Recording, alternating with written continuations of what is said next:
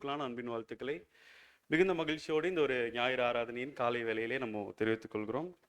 ரொம்ப வருஷங்களுக்கு அப்புறம் உங்கள் எல்லாரையும் நம்ம நேரடியாக பார்க்கவும், உங்களோட இந்த ஒரு பரிசுத்தமுள்ள ஆராதனையில் பங்கு பெறுவோம். அன்பின் தெய்வம் பாராட்டிட்டு இந்த உன்னதமான இரக்கத்துக்காக அன்பின் கர்த்த வழியாக நன்றிகளை நம்ம ஏறெடுத்துக் கொள்கிறோம். தொடர்ந்து நம்ம இந்த ஒரு நாளின் இந்த ஒரு ஆவிக்குரிய தியானத்துக்குள்ளாக நம்ம கடந்து செல்லலாம். அப்போது சகோதரர் அறிவித்த வண்ணமாக நம்ம சற்று நேரம் உண்மையுள்ளவர்களின் தகப்பன், the father of the faithful அப்படின்ற ஒரு தலைப்பின் கீழே இது ஒரு ஆவிக்குரிய தியானத்தை நம்ம பார்க்க இருக்கிறோம் அன்பு சகோதரன் சகோதரிகளே. அப்போ ஒருவேளை தலைப்பை பார்த்தோன்னே நம்ம எல்லாருக்கும் ஐடியா வந்திருக்கும், நம்ம யாரை பற்றி தான் இன்னைக்கு படிக்க போகிறோம் அப்படின்னு, இல்லைங்களா? ஏன்னா இந்த டைட்டில் அப்படின்றது, இந்த டைட்டில் பார்த்தோன்னையும் இப்படி ஒரு தலைப்புக்கு இல்லை இப்படி ஒரு பட்டத்துக்கு உரியவரா பழைய ஏற்பாட்டின் காலத்துலேயும் சரி இல்லை புதிய ஏற்பாட்டின் காலத்துலேயும் சரி வேற யாரை ஒருத்தரையும் நம்ம நினச்சி பார்த்துட முடியாத அளவுக்கு தேவனோட அவருடைய உறவும் அவருடைய நட்பும் அங்கே இருந்திருக்கிறது. இந்த தலைப்பை பார்த்தோன்னையும் நம்ம மனங்கள்லையும் நம்ம கண் முன்னையும் அது வந்திருக்கும் அன்பு சகோதரன் சகோதரிகளே. சரி, அப்போது ஆபிரகாம் இல்லைங்களா, ஆபிராமா இருந்து தேவனால் ஆபிரகாம்னு பெயர் சூட்டப்பட்ட ஒரு உன்னதமான தேவனுடைய மனுஷனை பற்றி தான், தாசனை பற்றி தான், நண்பனை பற்றி தான் இன்னைக்கு நம்ம பார்க்க இருக்கிறோம் அன்பு சகோதரன் சகோதரிகளே. சரி, அப்போது ஆபிரகாம் அப்படின்னு நம்ம நினச்சோடனே, நம்ம மனங்களை நினச்சோடனே நம்மளோட நினைவில் முதல்ல வர்றது எதுவாக இருக்கும் அப்படின்னா விசுவாசம். எந்த நிகழ்வு முதல்ல நமக்கு நினைவுக்கு வரும் அப்படின்னு நம்ம பார்த்தோம்னா தன் சொந்த குமாரனையே அவர் பலி கொடுத்த அந்த ஒரு நிகழ்வு தான், இல்லைங்களா? ஸோ அப்போ அந்த வசனத்திலேருந்தே நம்ம வாசிக்கலாம். ஆதியாகமம் 22ஆம் அதிகாரத்தில் 16 to 18 வரைக்கும் இருக்கிற வசனம். நீ உன் புத்திரன் என்றும் உன் ஏக சுதன் என்றும் பாராமல் அவனை ஒப்பு கொடுத்து இந்த காரியத்தை செய்தபடியால் நான் உன்னை ஆசீர்வதிக்கவே ஆசீர்வதித்து உன் சந்ததியை வானத்து நட்சத்திரங்களைப் போலவும் கடற்கரை மணலை போலவும் பெருகவே பெருக பண்ணுவேன் என்றும் உன் சந்ததியார் தங்கள் சத்துருக்களின் வாசல்களை சுதந்திரித்துக் கொள்வார்கள் என்றும் நீ என் சொல்லுக்கு கீழ்ப்படிந்தபடியினால் உன் சந்ததிக்குள் பூமியில் உள்ள சகல ஜாதிகளும் ஆசீர்வதிக்கப்படும் என்றும் என் பேரில் ஆணையிட்டேன் என்று கர்த்தர் சொல்லுகிறார் என்றார். ஒரு கிறிஸ்தவர் அவர் வாழ்க்கையில நிறைய முறை வேதங்களை படிக்கிறப்போ ஸ்கிப் பண்ணவே முடியாத சில போர்ஷன்ஸ் இருக்கும். அதுல ஒரு போர்ஷன் இல்லை, அதுல ஒரு வசன பகுதி தான் இந்த வசனம் அன்பு சகோதரன் சகோதரிகளே. அப்போ ப்ராபப்ளி ஒட்டுமொத்த பழைய ஏற்பாட்டிலையும் இல்லை பிதாவாகிய தேவன் அவர் சொந்த குமாரனை இந்த ஒட்டுமொத்த உலகத்தின் ரட்சிப்புக்காக கொடுக்கிற வரையிலும் இப்படி ஒரு தியாகத்தை நிழலா வைக்க முடியுமா அப்படின்னு யோசிக்கிற அளவுக்கு, இல்லைங்களா? நிழலா தேவன் நிறைய விஷயங்களை நமக்கு பழைய ஏற்பாடு முழுக்க வச்சிருக்கிறாங்க. பட் அவர் தன் சொந்த குமாரனை கொடுக்க போகிற அந்த ஒரு உன்னதமான மீட்பின் திட்டத்தை நிழலா வைக்கிறதுக்கு ஒரு கதாபாத்திரத்தை தேர்ந்தெடுத்தா இருப்பார்.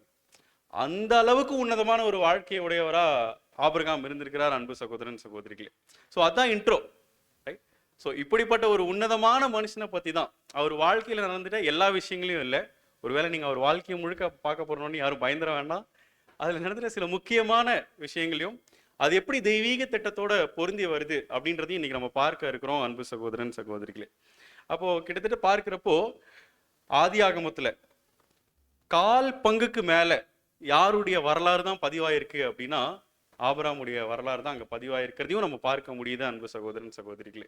இதுவும் அவர் வாழ்ந்துட்டு அந்த விசுவாசம் உள்ள வாழ்க்கைக்கு தேவன் எப்படி திரும்ப தன் பக்கத்திலிருந்து அந்த ஒரு நன்றியை இல்லை தன் பக்கத்திலிருந்து அவருக்கான அந்த ஒரு கைமாற செஞ்சதுக்கான ஒரு அடையாளமாக கூட அங்கே பார்க்கப்படுறத நம்ம பார்க்கிறோம் அன்பு சகோதரன் சகோதரிகளே. சரி, அப்போ இந்த ஆபிரகாமுடைய லைஃப்ல ஒரு 11 நிகழ்வு நம்ம என்ன பண்ண போறோம்னா இன்னைக்கு நம்ம பார்க்க இருக்கிறோம். திரும்ப நீங்க பயந்துட வேண்டாம், டக்கு நம்ம முடிச்சிடலாம். ஏன்னா நம்ம எல்லா நிகழ்வும் நமக்கு தெரிஞ்சிருக்கிறதுனால எல்லா வசன பகுதிகளும் நம்ம வாசிக்க போறது இல்லை. நிகழ்வுகள் நமக்கு மனப்பாடமா இல்லை ரொம்ப பரிச்சயமா இருக்கிறதுனால என்ன ஒவ்வொரு அதிகாரத்தில் என்னென்ன நிகழ்வு இருந்தது, அதில் இன்னைக்கு நம்ம என்ன தியானிக்க போறோம் அப்படின்றத பார்த்துட்டு நம்ம கடந்து போயிடலாம் அன்பு சகோதரன் சகோதரிகளே. சரி, அப்போ முதல்ல நம்ம இன்ட்ரோடக்ஷன்லேருந்தே ஆரம்பிக்கலாம். ஆபிரகாமின் குடும்பம், அதுலேருந்து நம்ம ஆரம்பிக்கலாம். பிரதர் நீங்கள் அடுத்த ஸ்லைடு வந்துடலாம். அடுத்த ஸ்லைட். ஆபிரகாமின் குடும்பம்லேருந்து நம்ம ஆரம்பிக்கலாம். ஸோ எங்கே ஸ்டார்ட் ஆகுது அப்படின்னா நம்ம எல்லாருக்கும் ரொம்ப நல்லா தெரியும். முதல்ல யார் இந்த ஆபிரகாம் அப்படின்றதுலேருந்து நம்ம ஸ்டார்ட் பண்ணலாம். நெக்ஸ்ட் ஸ்லைடு வந்துடலாம். அப்போ நம்ம எல்லாருக்கும் ரொம்ப நல்லா தெரியும் ஆபிராம் யாரு அப்படின்னு நம்ம பார்க்கிறப்போ நம்ம ஸ்டார்டிங்ல அவர் ஆபிராம் அப்படின்னு தான் அட்ரஸ் பண்ணணும் இல்லைங்களா? ஸோ இப்போ ஆபிராம் யாரு அப்படின்னு நம்ம பார்த்தோம் அப்படின்னா நோவாவுக்கு 10ஆம் தலைமுறையா இருக்கிற தேராகுவின் வம்சத்துல ஃபேமிலியில இப்போ என்ன பண்றாரு அப்படின்னா ஆபிராம் வரதை நம்ம பார்க்கிறோம் அன்பு சகோதரன் சகோதரிகளே. சரி, அப்போ ஸ்லைட் போயிடும் வேணாம். அப்போ நம்ம எல்லாருக்கும் ரொம்ப நல்லா தெரியும் தேராகுக்கு எத்தனை பசங்க இருந்தாங்க அப்படின்னா 3 குமாரர்கள் இருந்தாங்க இல்லைங்களா? ஆபிராம், ஹாரான், நாகோர். இதுல யார் நீங்க பின்னாடி இதுல யார் மூத்தவங்க? ஒருவேளை வரிசையில வசனம் அங்க ஆர்டிகுலேட் ஆகிறப்பவே எப்படிதான் ஆர்டிகுலேட் ஆகுதுன்னா தேராகு 70 வயதான போது ஆபிராம், ஃபர்ஸ்ட் ஆபிராம் பேர் தான் வருது இல்லைங்களா? ஆனா ஆபிராம் தான் மூத்த பையனா அப்படின்னு நம்ம பார்த்தோம் அப்படின்னா சிலர் எப்படின்னு சொல்றீங்க, சிலர் அமைதியா இருக்கீங்க, இல்ல இல்லைங்களா? அது நமக்கு தெரியும். ஸோ அப்போ நம்ம பார்க்கும்பொழுது அப்போ ஃபர்ஸ்ட் நம்ம பார்த்தோம் அப்படின்னா ஆதியாகமம் 11:26 நம்ம பார்க்குறப்போ தேராகுக்கு 70 வயதான போது முதல் குழந்தை பிறக்குது இல்லைங்களா? சரி, அப்போ ஆபிராம் எப்போ பிறந்தாரு அப்படின்றத கண்டுபிடிக்கணும்னா அடுத்த இருக்கிற நீங்க ரோல பார்க்குறப்போ ஆதியாகமம் 11:32 நம்ம பார்த்தோம் அப்படின்னா, மன்னிக்கணும் இது இவ்வளோ சின்னதா இருக்கும்னு எனக்கு ஸ்லைட் போடுறப்ப ஐடியாவே இல்லை, அதனால அவங்களுக்கு யாராவது வாட்ஸ்அப் பண்ண முடிந்தா கூட பண்ணிடுங்க. படிக்கிறேன். தேராகுடைய ஆயுசு நாட்கள் 205 வருஷம். தேராகு ஆரானிலே மரித்தான். அப்போ தேராகு ஆரான்ல மரிக்கிறப்போ அவருக்கு வயசு என்ன அப்படின்னா 205 அப்படின்னு நம்ம பார்க்கிறோம். வேதத்தில் இன்னொரு பதிவு இருக்கு, அவர் மரிக்கிறப்போ ஆபிராமுக்கு என்ன வயசு அப்படின்ற பதிவு இருக்கு இல்லைங்களா? அதை நம்ம ஆதியாகமம் 12:4 நம்ம பார்க்கிறப்போ ஆபிரகாம் ஆரானை விட்டு புறப்பட்ட போது 75 வயதுள்ளவனாய் இருந்தான். தேராகு ஆரான்ல மரிக்கிறப்பதான் அங்கிருந்து ஜெர்னி திரும்ப கானானுக்கு ஸ்டார்ட் ஆகுது இல்லைங்களா? அப்ப கரெக்டா அவருக்கு என்ன வயது அப்படின்னு நம்ம பார்த்தோம் அப்படின்னா 75 வயது. அப்ப எந்த வயசுல ஆபிராம் ஆரானுக்கு பிறந்திருக்கணும் அப்படின்னு நம்ம பார்த்தோம் அப்படின்னா அவருடைய 130வது வயசுல பிறந்திருக்கணும்னு நம்ம பார்க்கிறோம் அன்பு சகோதரன் சகோதரிகளே. அப்ப கண்டிப்பா அவர் லைன்ல ஃபர்ஸ்ட் இல்ல அப்படின்றத நம்ம பார்த்துட்டோம். சரி, அப்ப எந்த பொசிஷன்ல வரார் அப்படின்றத நம்ம கண்டுபிடிக்கணும் அப்படின்னா இல்ல யார் மூத்தவங்க அப்படின்றத நம்ம கண்டுபிடிக்கணும்னா பின்னாடி இருக்கிற வசனங்கள் நமக்கு ரொம்ப நல்லா தெரியும், பரிச்சயமான வசனங்கள், அதனால நம்ம வாசிக்க வேண்டாம். நமக்கு தெரியும் ஆரானுக்கு 3 குழந்தைகள் இருந்தாங்க, ஒரு மகன் இருந்தார் இல்லைங்களா? அவர் தான் லோத் அப்படின்றத நம்ம பார்க்கிறோம். சில இடங்கள்ல வேதத்தின் திருமறையின் சில பதிவுகள்ல தன் சகோதரனுடைய குமாரன் அப்படின்னு வந்திருக்கும். சில இடங்கள்ல நாம் சகோதரர் அப்படின்னு ஆபிராமே சொல்லியிருப்பார், இல்லைன்னா என் சகோதரன் அப்படின்னு சொல்லியிருப்பார் இல்லைங்களா? அப்போ நம்ம பார்க்கிறப்ப அவர் யார் அப்படின்னு நம்ம பார்த்தோம் அப்படின்னா அவர் தான் அவருடைய அண்ணனா இருக்கிற ஹாரானுடைய பையன். ஸோ அப்போ லைன் எப்படி வருது அப்படின்னு நம்ம பார்க்கிறப்போ முதல்ல ஆரான் இருக்கிறாரு, ஆபிராம் இருக்காரு, நாகோர் இருக்கிறத நம்ம பார்க்கிறோம் அன்பு சகோதரன் சகோதரிகளே. அப்ப இதுதான் ஆபிராமுடைய ஃபேமிலி, அவரோட ஹிஸ்டரி. யார் இந்த சாராய் இல்லைங்களா? ஸோ அப்போ உங்க எல்லாருக்கும் முன்னாடியே தெரிஞ்சிருக்கு அப்படின்றது உங்க ரியாக்ஷன்லயே எனக்கு தெரியுது. அப்போ அது ரொம்ப சிம்பிள். நம்ம அடுத்த ஸ்லைட் நம்ம வந்துடலாம். நம்ம பார்க்கிறப்போ ஆதியாகமம் 11:29 நம்ம வாசிச்சோம் அப்படின்னா ஆரான் மில்காலுக்கும் இஸ்காலுக்கும் தகப்பன். கரெக்ட். அப்ப ஆரானுக்கு லோத்து தவிர 2 குமாரத்திகளும் இருந்திருக்கிறாங்க இல்லைங்களா? அவங்க ஒண்ணு இஸ்கா, இன்னொன்னு மில்கா அப்படின்றத நம்ம பார்க்கணும் இல்லைங்களா? இன்னும் அந்த வசனத்தோட பின்பகுதியிலே வரும், நாகோர் என்ன பண்ணிடுவாங்க அப்படின்னா மில்கால திருமணம் செஞ்சிருக்கிறதா தெளிவாவே ரொம்ப ஆப்வியஸா வேத வசனம் அங்க இருக்கிறத நம்ம பார்க்கலாம். பட் ஆபிராம் சாராய்னு ஒருத்தவங்களை திருமணம் பண்ணியிருக்கிறதா இருக்கும் இல்லைங்களா? சரி, அப்ப யார் இந்த சாராய் அப்படின்னு நம்ம கண்டுபிடிக்கணும் அப்படின்னா வரலாற்று பேராசிரியர் இல்லைங்களா, ரொம்ப ரொம்ப பெரிய வரலாற்று ஆராய்ச்சியாளராக இருக்கிற ஜோசபஸ் அவர் எழுதிட்ட ஆன்டிக்விட்டிஸ், அந்த இன்னும் ஆன்லைன்ல இருக்கு, நம்ம பார்க்கலாம். ஆன்டிக்விட்டிஸ்ல ஃபர்ஸ்ட் சாப்டர்ல புக் நம்பர் 6ல 5th பேராகிராஃப்ல அவர் இந்த விஷயங்களை அங்கே குறிப்பிடுறத நம்ம பார்க்கிறோம். Haran left son Lot and also Sarai and Milcah அப்படின்னு குறிப்பிடுறார். ஸோ வேத வசனத்துல ஆரானுடைய குமாரத்திகள் பெயர் என்னவா வந்திருக்கு அப்படின்னா மில்கா, இஸ்கா அப்படின்னு வந்திருக்கு. வரலாற்று ஆசிரியர் ஜோசபஸ் அவர் தான் ரொம்ப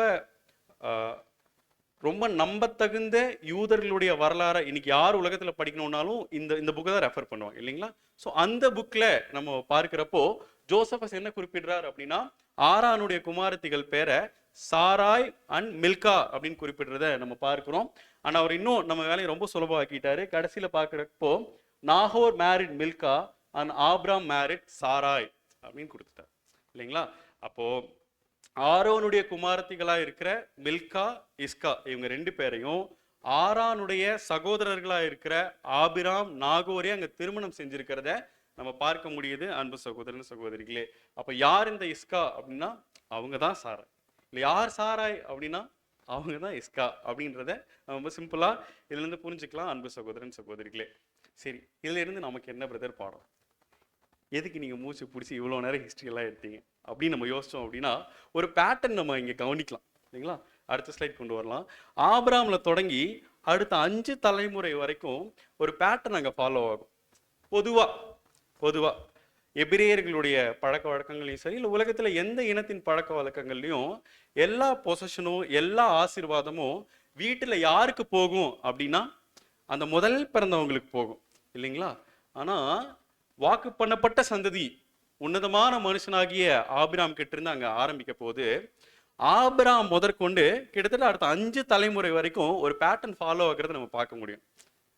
ஹாரானுக்கு பதிலாக ஆபிராம் வந்துடுவார் இல்லைங்களா. இஸ்மையேலுக்கு பதிலாக ஈசாக்கு வருவார் இல்லைங்களா. ஏசாக்கு பதிலாக யாக்கோபு வருவார் இல்லைங்களா.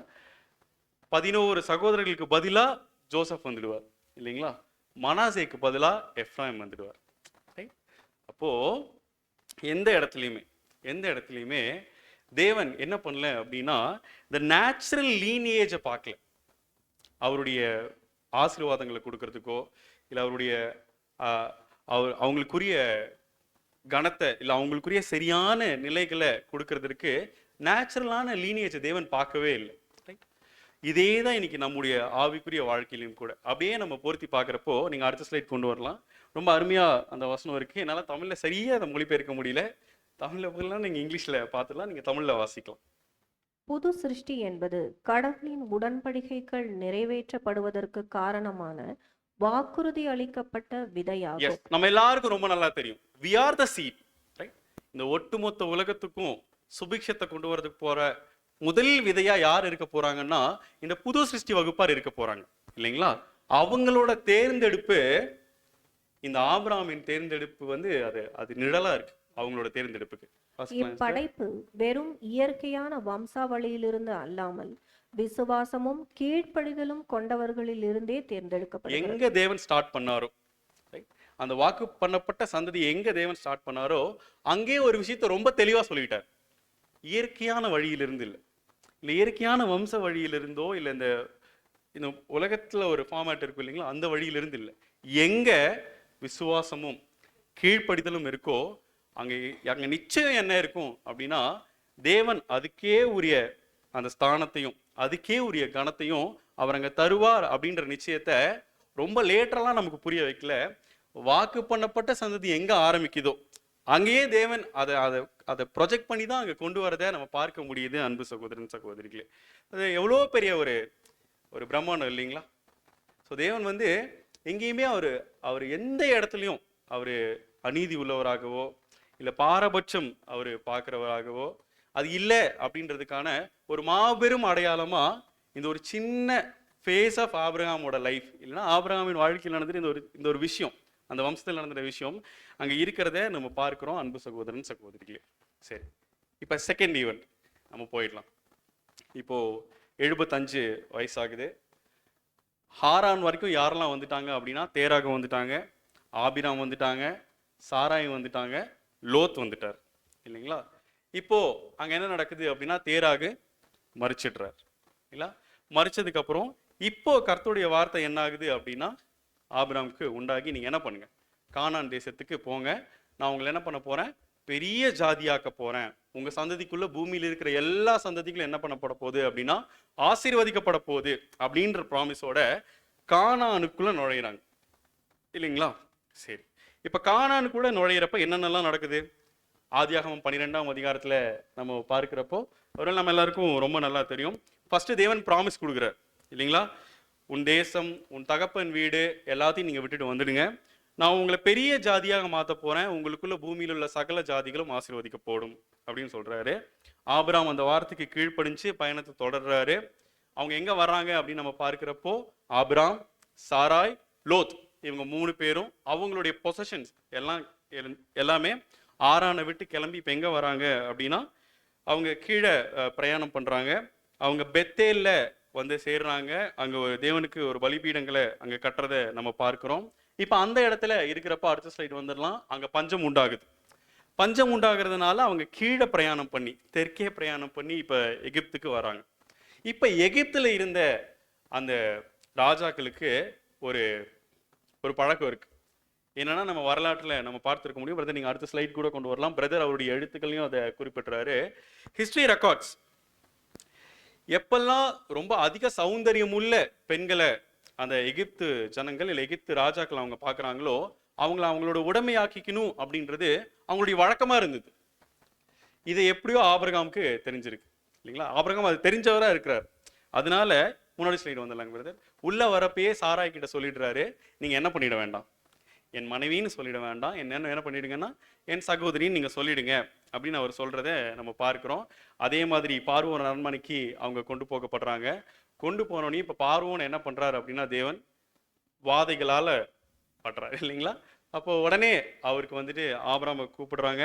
கூப்பிட்ட உடனே முன்னாடியே சொல்லியிருக்க கூடாதா, நீங்க ஏன் இப்படி சொல்லணும் அப்படின்னு சொல்லிட்டு அவரை ஆபிரகாமுக்கும் அவங்க மனைவி சாராயை வந்து ஆபிரகாம் கூட அனுப்பிட்டு, ஆபிரகாம் சாராயை மாத்திரம் இல்லாம நிறைய உடைமைகளையும் அவங்க கொடுத்து அங்க அனுப்பி விடுறதை நம்ம பார்க்கிறோம். அன்பு சகோதரன் சகோதரிகளே, இதான் 12th chapter 13th சாப்டரோட first part வரைக்கும் இது நடக்கிறத நம்ம பார்க்கிறோம். சரி, இதுல இருந்து நமக்கு என்ன பாடம் இல்லை, இங்க என்ன இருக்கு அப்படின்னு நம்ம பார்த்தோம் அப்படின்னா, அடுத்த ஸ்லைடு வந்துடலாங்க. இந்த லைஃப்பை நம்ம கவனிச்சு பார்த்தோம் அப்படின்னா, ஆபிரகாமுடைய இந்த எல்லா பயணமும் பல ஆண்டுகளுக்கு பின்னாடி மாம்சீக இஸ்ரேல் ஜனங்களுடைய வாழ்க்கையில நடக்க போற எல்லா நிகழ்வுகளுக்கும் ஒரு நிழலா இருந்திருக்கு. மாம்சீக இஸ்ரேல் ஜனங்களுடைய வாழ்க்கைக்கு மாத்திரம் இல்ல, ஆவிக்குரிய இஸ்ரேல் ஜனங்களுடைய வாழ்க்கைக்கும் அது நிழலா இருந்திருக்கிறது நம்ம பார்க்க முடியுது. அன்பு சகோதரன் சகோதரிகளே, சரி அது என்னென்ன அப்படின்னு நம்ம பார்த்தோம் அப்படின்னா, அடுத்த ஸ்லைடு வரப்போ எக்ஸாக்டா அது பொருந்தி வரும். தேவன் வந்து எவ்வளோ ஒரு உன்னதமான ஞானம் படைச்சவர். அவர் ஞானத்திற்கு ஊற்று அப்படின்றதுக்கு இந்த விஷயங்கள் ரொம்ப சான்றா இருக்கிறத நம்ம பார்க்க முடியும். அன்பு சகோதரன் சகோதரிகளே, பஞ்சம் காரணமா இப்ப ஆபிரகாம் என்ன பண்றாருன்னா, கானான்ல இருந்து கிளம்பி எகிப்துக்கு வர்றார். நான் வார்த்தைகளை மாற்றவே வேண்டாம், ஆபிரகாமை மட்டும் மாற்றி இஸ்ரேல் ஜனங்கள்னு போட்டால் எல்லாமே பொருந்தி வரும் இல்லைங்களா? பஞ்சம் காரணமா இஸ்ரேலர்கள் என்ன பண்ணுறாங்க அப்படின்னா எகிப்துக்கு வரதை நம்ம பார்க்கலாம். அன்பு சகோதரன் சகோதரிகளே, ரெண்டாவது ஆபிரகாமுக்கும் சாராய்க்கும் இடையிலான உறவு என்னமா இருந்துச்சுன்னா, வெயில்டு இல்லைங்களா, மறைமுகமாக இருந்தது. ரைட், அந்த எகிப்துக்கு வந்தப்போ அதே போலதான் எகிப்துல யோசேப்புக்கும் அவங்க சகோதரர்களுக்கும் இருந்த உறவும் எப்படிதான் இருந்தது அப்படின்னா, தெரியல உங்களுக்கு, ரொம்ப வருஷம் ஆயிட்டதுனால மறைமுகமாகவே இருந்ததை நம்ம பார்க்கிறோம். அன்பு சகோதரன் சகோதரிகளே, மூணாவது இப்ப விடுதலை பண்றதுக்கு தேவன் என்ன பண்றாரு அப்படின்னா, ஆபிரகாமுடைய லைஃப்ல பார்வோன் என்ன பண்ணாருன்னா, அவர் வாதைகளால வாதிச்சு சேம் டிட்டோ அங்க போனோம் அப்படின்னா 10 வாதைகளால என்ன பண்றாரு அப்படின்னா பார்வோனுடைய வீட்டை அவர் வாதிக்கிறத நம்ம பார்க்க முடியும். அன்பு சகோதரன் சகோதரிகளே, சரி இப்போ வாதிச்சதுக்கு அப்புறம் பார்வோன் என்ன பண்ணிடுறாரு, தயவு செஞ்சு நீங்க கிளம்புங்க சாராயை கூட்டிட்டு அப்படின்னு கால்நடைகள், வெள்ளி, தங்கம் எல்லாம் கொடுத்து அனுப்புறாங்க இல்லைங்களா? அப்படியே கட் பண்ணிட்டு நம்ம இஸ்ரேல் ஜனங்களுக்கு வந்தோம் அப்படின்னா, நீங்களும் என்ன பண்ணிடுங்க, தயவு செஞ்சு கிளம்புங்க அப்படின்னு சொல்லிட்டு அவங்க எல்லாம் கொள்ளையாடின எல்லா பொருள்களையும் எடுத்துட்டு அவங்க எகிப்திலிருந்து அங்கே கிளம்புறதை நம்ம பார்க்கிறோம். அன்பு சகோதரன் சகோதரிகளே, சரி எகிப்திலிருந்து கிளம்பி இப்போ ஆபிரகாம் எங்க வரார் அப்படின்னா, பெத்தேலுக்கும் ஆயுக்கும் நடுவே இருந்த இடத்துல வந்துட்டு அங்கே கூடாரம் போட்டு அங்கே பலிபீடம் கட்டி என்ன பண்றாரு அப்படின்னா தேவனுக்கு நன்றி சொல்றதை நம்ம பார்க்கிறோம். இதே போலதான் யோசுவா டைம்ல திரும்ப அவங்க கானானுக்குள்ள போறதுக்கு முன்னாடி எங்க வந்து பதிவிருந்து ஃபர்ஸ்ட் பார்ப்பாங்க அப்படின்னா பெத்தேலுக்கும் ஆயுக்கும் நடுவில் தான். அதே இடத்துல வருவாங்க. அண்ட் தென் அகெயின் அதே இடத்துல தான் ப்ராமிஸ் கிடைக்கும், இந்த தேசத்தை உங்களுக்கு நான் கொடுக்க போறேன்னு யோசுவா தலைமையில தேவன் இஸ்ரேல் ஜனங்களுக்கும் பெத்தேலுக்கும் ஆயுக்கும் நடுவில் தான் அந்த ப்ராமிஸ் அங்கே கொடுத்துருக்கிறத நம்ம பார்க்க முடியும். அன்பு சகோதரன் சகோதரிகளே, என்ன ஒரு பிரம்மாண்டம் இல்லைங்களா? தேவன் வந்து எந்த ஒரு விஷயத்தையும் இல்லை நம்ம ஒருவேளை பழைய ஏற்பாட்டை நம்ம அப்ரோச் பண்ணுறப்போ ஒரு ஒரு வரலாற்று நிகழ்வா, இல்லை ஒரு ஒரு கதையா, இல்லை அப்பப்போ நமக்கு தேவையான ஒரு ஒரு ஒரு பூஸ்ட்க்கு தேவையான வாக்குத்தத்தங்கள் நிறைஞ்ச ஒரு பகுதியாக நம்ம பார்க்காம, திருமறையினுடைய ஒவ்வொரு வசனமும் அது எவ்வளோ ஆழமா தெய்வீக திட்டத்தின் மாபெரும் ரகசியங்களை அது தாங்கி நிற்கிது அப்படின்றத ரொம்ப அருமையா இந்த ஒரு கம்பேரிசன் நமக்கு எடுத்து காண்பிக்கிறத நம்ம புரிஞ்சுக்க முடியும் அன்பு சகோதரன் சகோதரிகளே. அதனால தான் நம்ம உள்ள வரப்பயே நமக்கு ஃபர்ஸ்ட் கிளாஸ்லயே நம்ம அதான் பார்ப்போம் இல்லைங்களா. வேத வாக்கியங்களை நீங்க என்ன பண்ணுங்கன்னு தீர்க்கதரிசி சொல்றாரு அப்படின்னா, வாசிச்சு பாருங்கன்னு சொல்றாரு, இல்ல ஆராய்ந்து பாருங்கள்னு சொல்றாரு இல்லைங்களா. You should research. அது மாத்திரம் இல்லாம வழக்காடுவோம் வாருங்கள் என்று கர்த்தர் சொல்ற, come let us reason together. அப்படிதான் நமக்கு அழைப்பு இருக்கு இல்லைங்களா. ஒரு வேத மாணவரா இருக்கிற ஒவ்வொருத்தரும் வேதத்தை வாசிக்கிறவரா, இல்ல அது ஒரு அன்றாட பழக்கமா காலையில இரவு இல்ல எக்லீஷா வர்றப்போ இல்ல பர்சனல் ஸ்டடீஸ்ல, அப்படி இல்லை. One should reason it, right, one should research it. அப்பதான் அது அது தாங்கி நிற்கிற அந்த தெய்வீக திட்டத்தினுடைய வெயிட்டேஜ் அது எந்த அளவுக்கு கனமுடையது, எந்த அளவுக்கு அது பயபக்தியோடு பார்க்கப்பட வேண்டியது அப்படின்றது நமக்கு புரியும் அன்பு சகோதரன் சகோதரிகளே. ஏன்னா உன்னதமான ஒரு ஒரு திட்டத்தை அச்சு பெசகாம இல்லைங்களா, இல்லை ஒரு ஒரு எல்லளவு மாறாம ஆபிரகாமுடைய வாழ்க்கையில தேவன் வைத்திருக்கிறார். அது அப்படியே அவருடைய மாம்சத்திற்குரிய சந்ததியினுடைய வாழ்க்கையிலையும் நடந்திருக்கு. அது அப்படியே ஆவிக்குரிய சந்ததிக்கும் பொருந்தி வரதை நம்ம பார்க்க முடியுது அன்பு சகோதரன் சகோதரிகளே. ஸோ அப்போ இதுதான் இந்த ஒரு 2வது பாட்டுல இருந்து நமக்கான பாடமா இருக்கிறத நம்ம பார்க்கிறோம் அன்பு சகோதரன் சகோதரிகளே. சரி, இப்போ அடுத்து 3வது நிகழ்வுக்கு நம்ம வந்தோம் அப்படின்னா, ரொம்ப இன்ட்ரெஸ்டிங்கான பார்ட் இல்லைங்களா.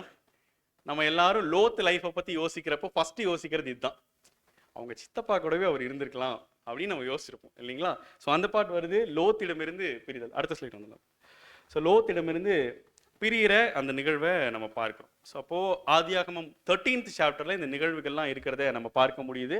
13th சாப்டர் நம்ம வந்துடலாம். இப்போ 13th சாப்டரில் என்ன நடக்குது அப்படின்னு நம்ம பார்த்தோம் அப்படின்னா, ஃபஸ்ட்டு இவங்கெல்லாம் என்ன பண்ணிடுறாங்க அப்படின்னா, அவங்க எல்லா உடைமைகளையும் எடுத்துகிட்டு எகிப்திலிருந்து கிளம்பி அவங்க பெத்தேலுக்கு அருகில் வந்து இப்போது குடியேறுறாங்க. குடியேறப்போ இப்போ ஒரு தகராறு வருது இல்லைங்களா, ஒரு வாக்குவாதம் அங்கே வரதை நம்ம பார்க்க முடியுது. இவர் ஆபிராமுடைய மந்தை மேய்ப்பருக்கும் லோத்தினுடைய மந்தை மேய்ப்பருக்கும் வாக்குவாதம் வருது. அப்போ இப்போ ஆபிரகாம் தான் தீர்வு சொல்றார், வயதுல பெரியவரா இருக்கிறதுனால.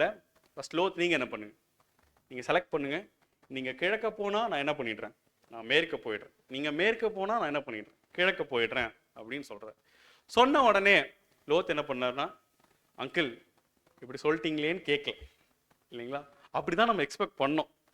ஆனா அவர் கேட்காம அவர் என்ன பண்ணிட்டாருன்னா, உடனே வசனம் ரொம்ப அழகா ஆர்டிகுலேட் ஆயிருக்கும். அவர் தன் கண்களை ஏறெடுத்து, உடனே கண்களை ஏறெடுத்து எது ரொம்ப ஃபெர்டைலான லேண்டுன்னு பார்க்குறாரு. யோர்தானுக்கு கீழே ரொம்ப அருமையா வளமா இருக்கு. என்ன பண்ணிட்டாரு அப்படின்னா, அங்கிள் நான் என்ன பண்ணிட்டேன் அதை எடுத்துக்கிறேன் அப்படின்னு சொல்லிட்டு போயிடுறாரு. இப்போ ஆபிரகாம் கானான்லேயே இருக்கிறார் இல்லைங்களா. சரி, இப்போ இதுலேருந்து நமக்கு என்ன புரியுது அப்படின்னா, ஃபர்ஸ்ட் லோத்தோட பெர்ஸ்பெக்டிவ் நம்ம பார்க்கலாம் இல்லைங்களா. லோத் நம்ம வந்தோம் அப்படின்னா, அடுத்த ஸ்லைட். லோத் பெர்ஸ்பெக்டிவ் நம்ம பார்த்தோம் அப்படின்னா, when given a choice, right? இப்போ லோத் கூட பார்த்தீங்கன்னா, யாருக்கு வாக்குத்தத்தம் இருந்துச்சு அழைப்பு வர்றப்ப அப்படின்னா, ஆபிராமுக்கு இருந்துச்சு இல்லைங்களா. லோத் கூட வரணும்னு அவசியம் இல்லை. அப்ப லோத் இதுவரைக்கும் கூட வந்திருக்கிறார் அப்படின்னா, அவருக்குள்ளேயே என்ன இருந்துச்சு அப்படின்னா, விசுவாசம் இருந்துச்சு. அது இல்லைன்னு மறுக்கவே முடியாது. அதனாலதான் ரொம்ப அழகா பேதுரு அவருடைய நிருபத்துல பதிவு பண்ணுவார் இல்லைங்களா. தினம்தோறும் அந்த சோதோம்ல நடந்த காம விகார நடக்கைகளினால தன் மனதில் வாதிக்கப்பட்ட நீதிமானாகிய லோத் அப்படின்னு பதிவு பண்ணுவார். அப்ப லோத்க்கும் விசுவாசம் இருந்தது. எந்த அளவுக்கு ஆபிரகாமுக்கு இருந்ததோ, சாராய்க்கு இருந்தது, அதே அளவுக்கு விசுவாசம் லோத்க்கு இருந்து. அவர் தன் உள்ளத்துல நீதிமான் தான், உள்ளத்துல அவர் எந்த விதத்திலையும் அவங்க தவறெல்லாம் பண்ணல. பட் கிவன் அ சாய்ஸ், வாழ்க்கை ஒரு முடிவு எடுக்க முன் வந்தப்போ, தன் எந்த விசுவாசத்தை பற்றிட்டு தன் சொந்த ஜனங்களை விட்டு அவர் வெளியே வந்தாரோ, அதை பார்க்க லோத் இந்த இடத்துல தவறுனதை நம்ம பார்க்கிறோம் அன்பு சகோதரன் சகோதரிகளே.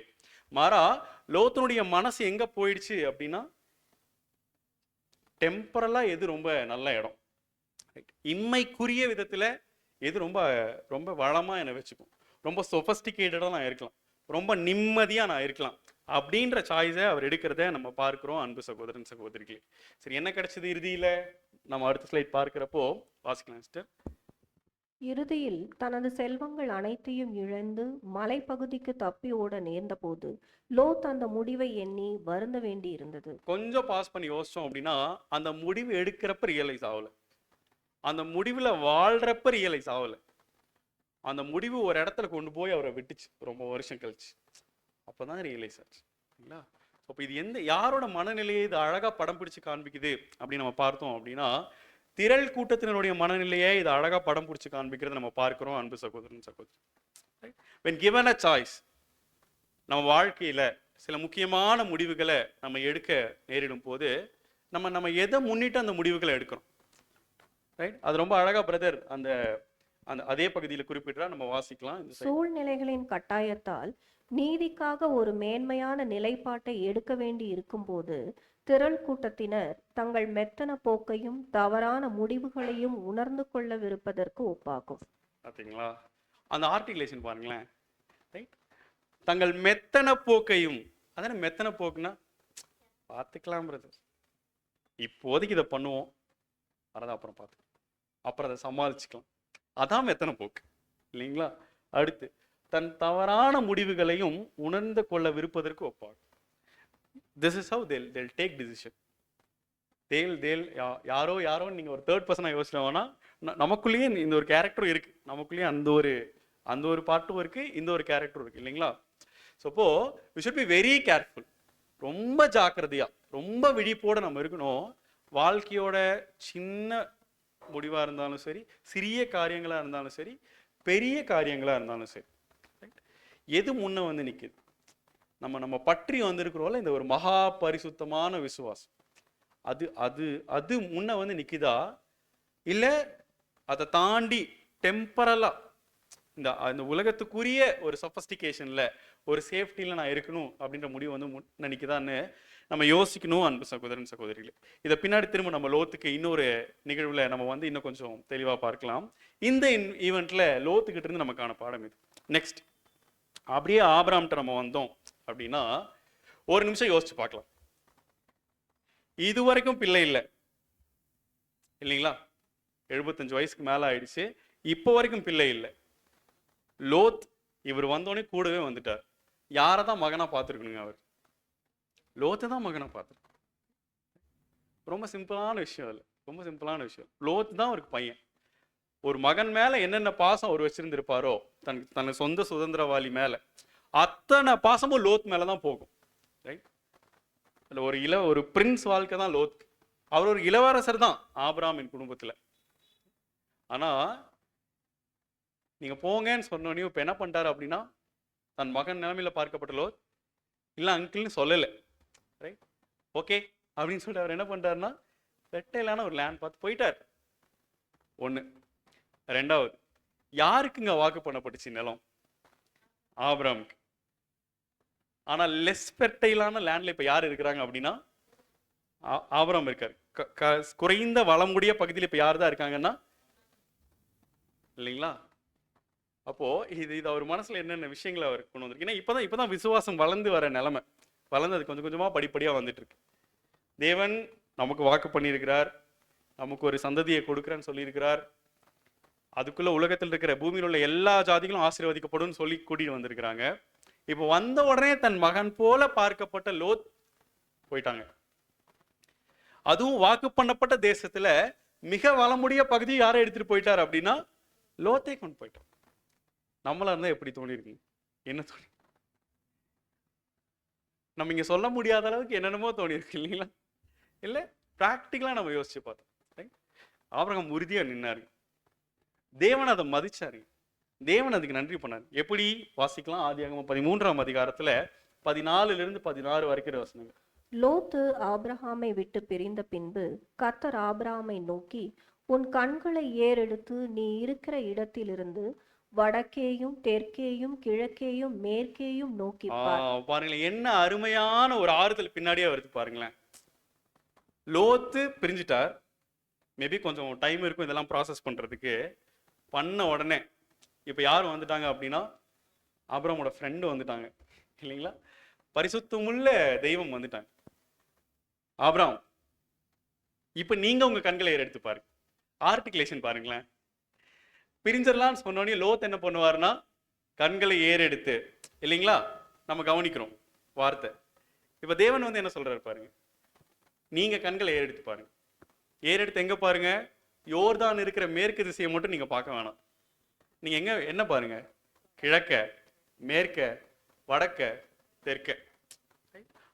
என்ன மாதிரி ஒரு தெய்வம் இல்லைங்களா பாருங்க. அந்த ஆர்டிகுலேஷன் நம்ம நல்லா கவனிக்கலாம். அங்க லோத்து கண்களை ஏறெடுக்கிறார், வலமா இருக்கிற மேற்கு பகுதி அவருக்கு தெரியுது. இப்ப தேவன் பின்னாடியே வர்றாரு. ஆபிரகாம் கேட்கல ரைட், பின்னாடியே தேவன் வராரு. இப்ப நீங்க உங்க கண்களை ஏறிடுங்க ஆபிரகாம்.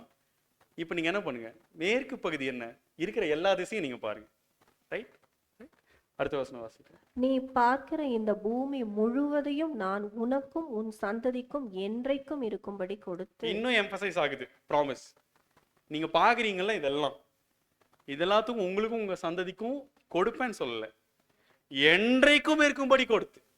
ரைட், இன்னும் எம்பசைஸ் ஆகுது, இன்னும் ப்ராமிஸ் ஸ்ட்ராங்கா வருது. வந்துட்டு உன் சந்ததியை பூமியின் தூளை போல பெருக பண்ணுவேன். ஒருவன் பூமியின் தூளை எண்ணக்கூடுமானால் உன் சந்ததியும் எண்ணப்படும். பூமியின் தூள் இருக்குல்ல ஆபிரகாம், பூமியின் மண் இருக்கு, இந்த ஒரு தூஸ், இதை யாராவது எண்ண முடியுமா? அப்படி எண்ண முடியும் அப்படின்னா உங்க சந்ததியும் அவரால் எண்ண முடியும். அப்படின்னா அது முடியவே முடியாது. அந்த மாதிரி பெருக பண்ணுவேன், நீங்க கவலைப்படாதீங்க. ரைட், ஆறுதல் பின்னாடியே வருது பாருங்க.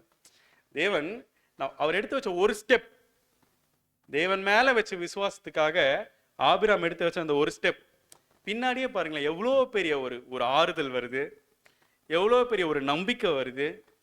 அந்த வாழ்க்கையை உந்தி தள்ளுறதுக்கான ஒரு உத்வேகம் பின்னாடி வருது பாருங்க. எங்கிருந்து?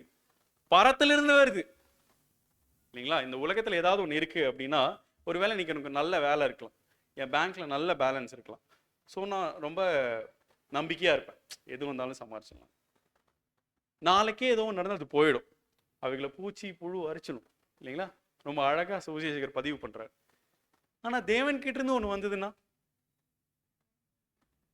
அது ஒண்ணுமே அது அப்படியே இருக்கும், அது என்றைக்கும் இருக்கும்படி நம்ம கிட்ட இருக்கும். அன்பு சகோதரன் சகோதரிகளே, அப்ப பாக்குறப்போ ரொம்ப அருமையா பிரதர் அதை ஆர்டிகுலேட் பண்றாரு. ஆபிரகாம் பெர்ஸ்பெக்டிவ்ல இந்த சம்பவம் எப்படி பார்க்கப்பட்டுச்சு அப்படின்னு. நிலத்தின் குறைவான வளமுள்ள பகுதியை ஏற்றுக்கொண்டதன் மூலம் ஆபிரகாம் தனது விசுவாசத்தை நடைமுறைப்படுத்திய அந்த தருணத்தில் கர்த்தர் அவருக்கு மிகவும் நெருக்கமாக மகன் போல இந்த லோத்து நெருக்கமா இல்ல பாருங்க, போயிட்டார். எவ்வளவு அழகா ஆர்டிகுலேட் ஆகுது பாருங்களேன். அந்த தருணத்துல யாரும் நெருக்கமா இல்ல, யாராலையும் பக்கத்துல கூட வர முடியாத தேவன் அவருக்கு நெருக்கமா இருந்தார். நம்ம லைஃப்ல கூட அப்படித்தான். ஒருவேளை நம்ம யோசிக்கலாம், ஒருவேளை ரொம்ப அதிகமா நேசிச்சிருக்கிற ஒரு உறவா இருக்கலாம், சகோதரன் சகோதரியா இருக்கலாம், யாரும் வேணா இருக்கலாம். எல்லா சமயங்கள்ல எல்லாராலையும் புரிஞ்சுக்க முடியாது. ஸோ இப்போ வாழ்க்கை சில சமயங்கள் அந்த மாதிரி ஒரு சுச்சுவேஷன் நம்மளை போடுறப்போ நம்ம எங்கேயும் நம்ம கலங்கி மனம் பதறி இல்லை தடுமாறி நிற்கணும்னு அவசியமே இல்லை.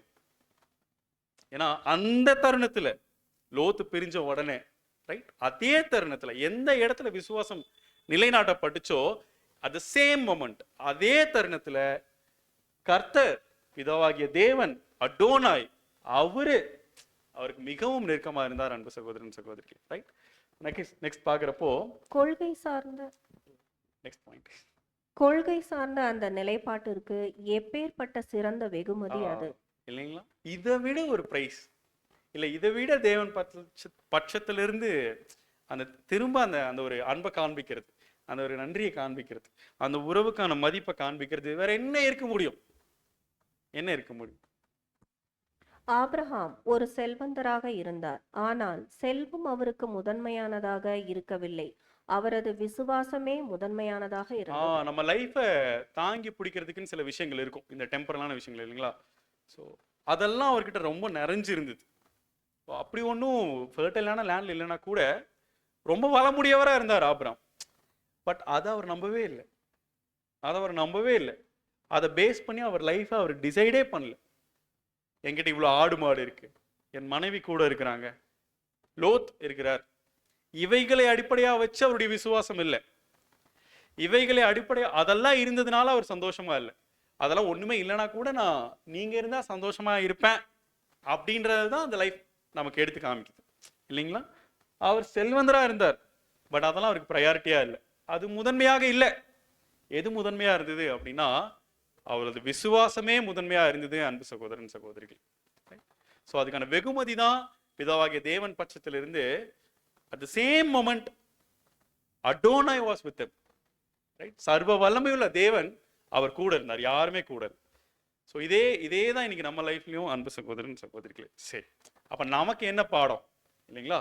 அதான் இந்த ஒரு ஃபேஸ் ஆஃப் ஆப்ரஹாம்ஸ் லைஃப்ல இருந்து நமக்கு என்ன பாடம். அடுத்த ஸ்லைடு வந்து அடுத்த ஸ்லைட் நீங்க வாசிக்கலாம்.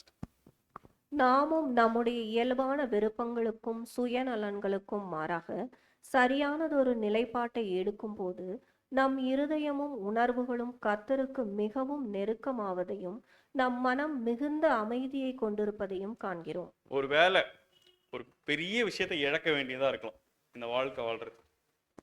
ஒரு வேலை பாருங்களேன், எனக்கு ஒரு 1 crore யூஎஸ்ல ட்ரம்போட ஆஃபீஸ்ல ஒரு வேலை, இங்க எனக்கு மினிஸ்ட்ரி இருக்கு. இப்போ ஆட்டோமேட்டிக்கா அவ்வளோ விடுங்க, பெங்களூர்ல லெஸ் டிராஃபிக்கான ஒரு ஏரியாவில் நல்ல சம்பளத்தில் வீட்டுக்கு பின்னாடியே ஒரு பில்டிங்ல ஒரு வேலை, ஆனால் சண்டேவும் வேலை. சமாளிச்சுக்கலாம் பிரதர், அப்படி இப்படி பர்மிஷன் போட்டு தோணுங்களா இல்லையா? ப்ராக்டிக்கலா நம்ம யோசிச்சோம் அப்படின்னா ரைட், அப்படி இல்லை ஆபிரகாமுக்கு. அந்த மனநிலையே இல்லை பாருங்க. ஸோ அதான் நம்முடைய இயல்பான விருப்பங்களும் நேச்சுரலா இருக்கிற இயல்பான விருப்பங்களுக்கும் சுயநலங்களுக்கும் மாறாக சரியான ஒரு நிலைப்பாட்டை எடுத்தோம்னு வச்சுக்கோங்களேன். ஒருவேளை இல்லை இது பண்ணனா சண்டேவும் அடிப்படும், என்னோட பர்சனல் ஸ்டடீஸும் போயிடும், இது வேணாம், இப்போ இருக்கிற இந்த ஒரு இதே போதும் அப்படின்னு போனோம்னு வச்சுக்கோங்களேன். ஒருவேளை அதை நம்ம எக்ஸ்பீரியன்ஸ் பண்ணியிருந்தோம்னா கண்டிப்பாக நம்ம மனசுக்கு தெரியும் அது மாதிரி ஒரு நிம்மதி வேற எதுவும் கொடுக்காது.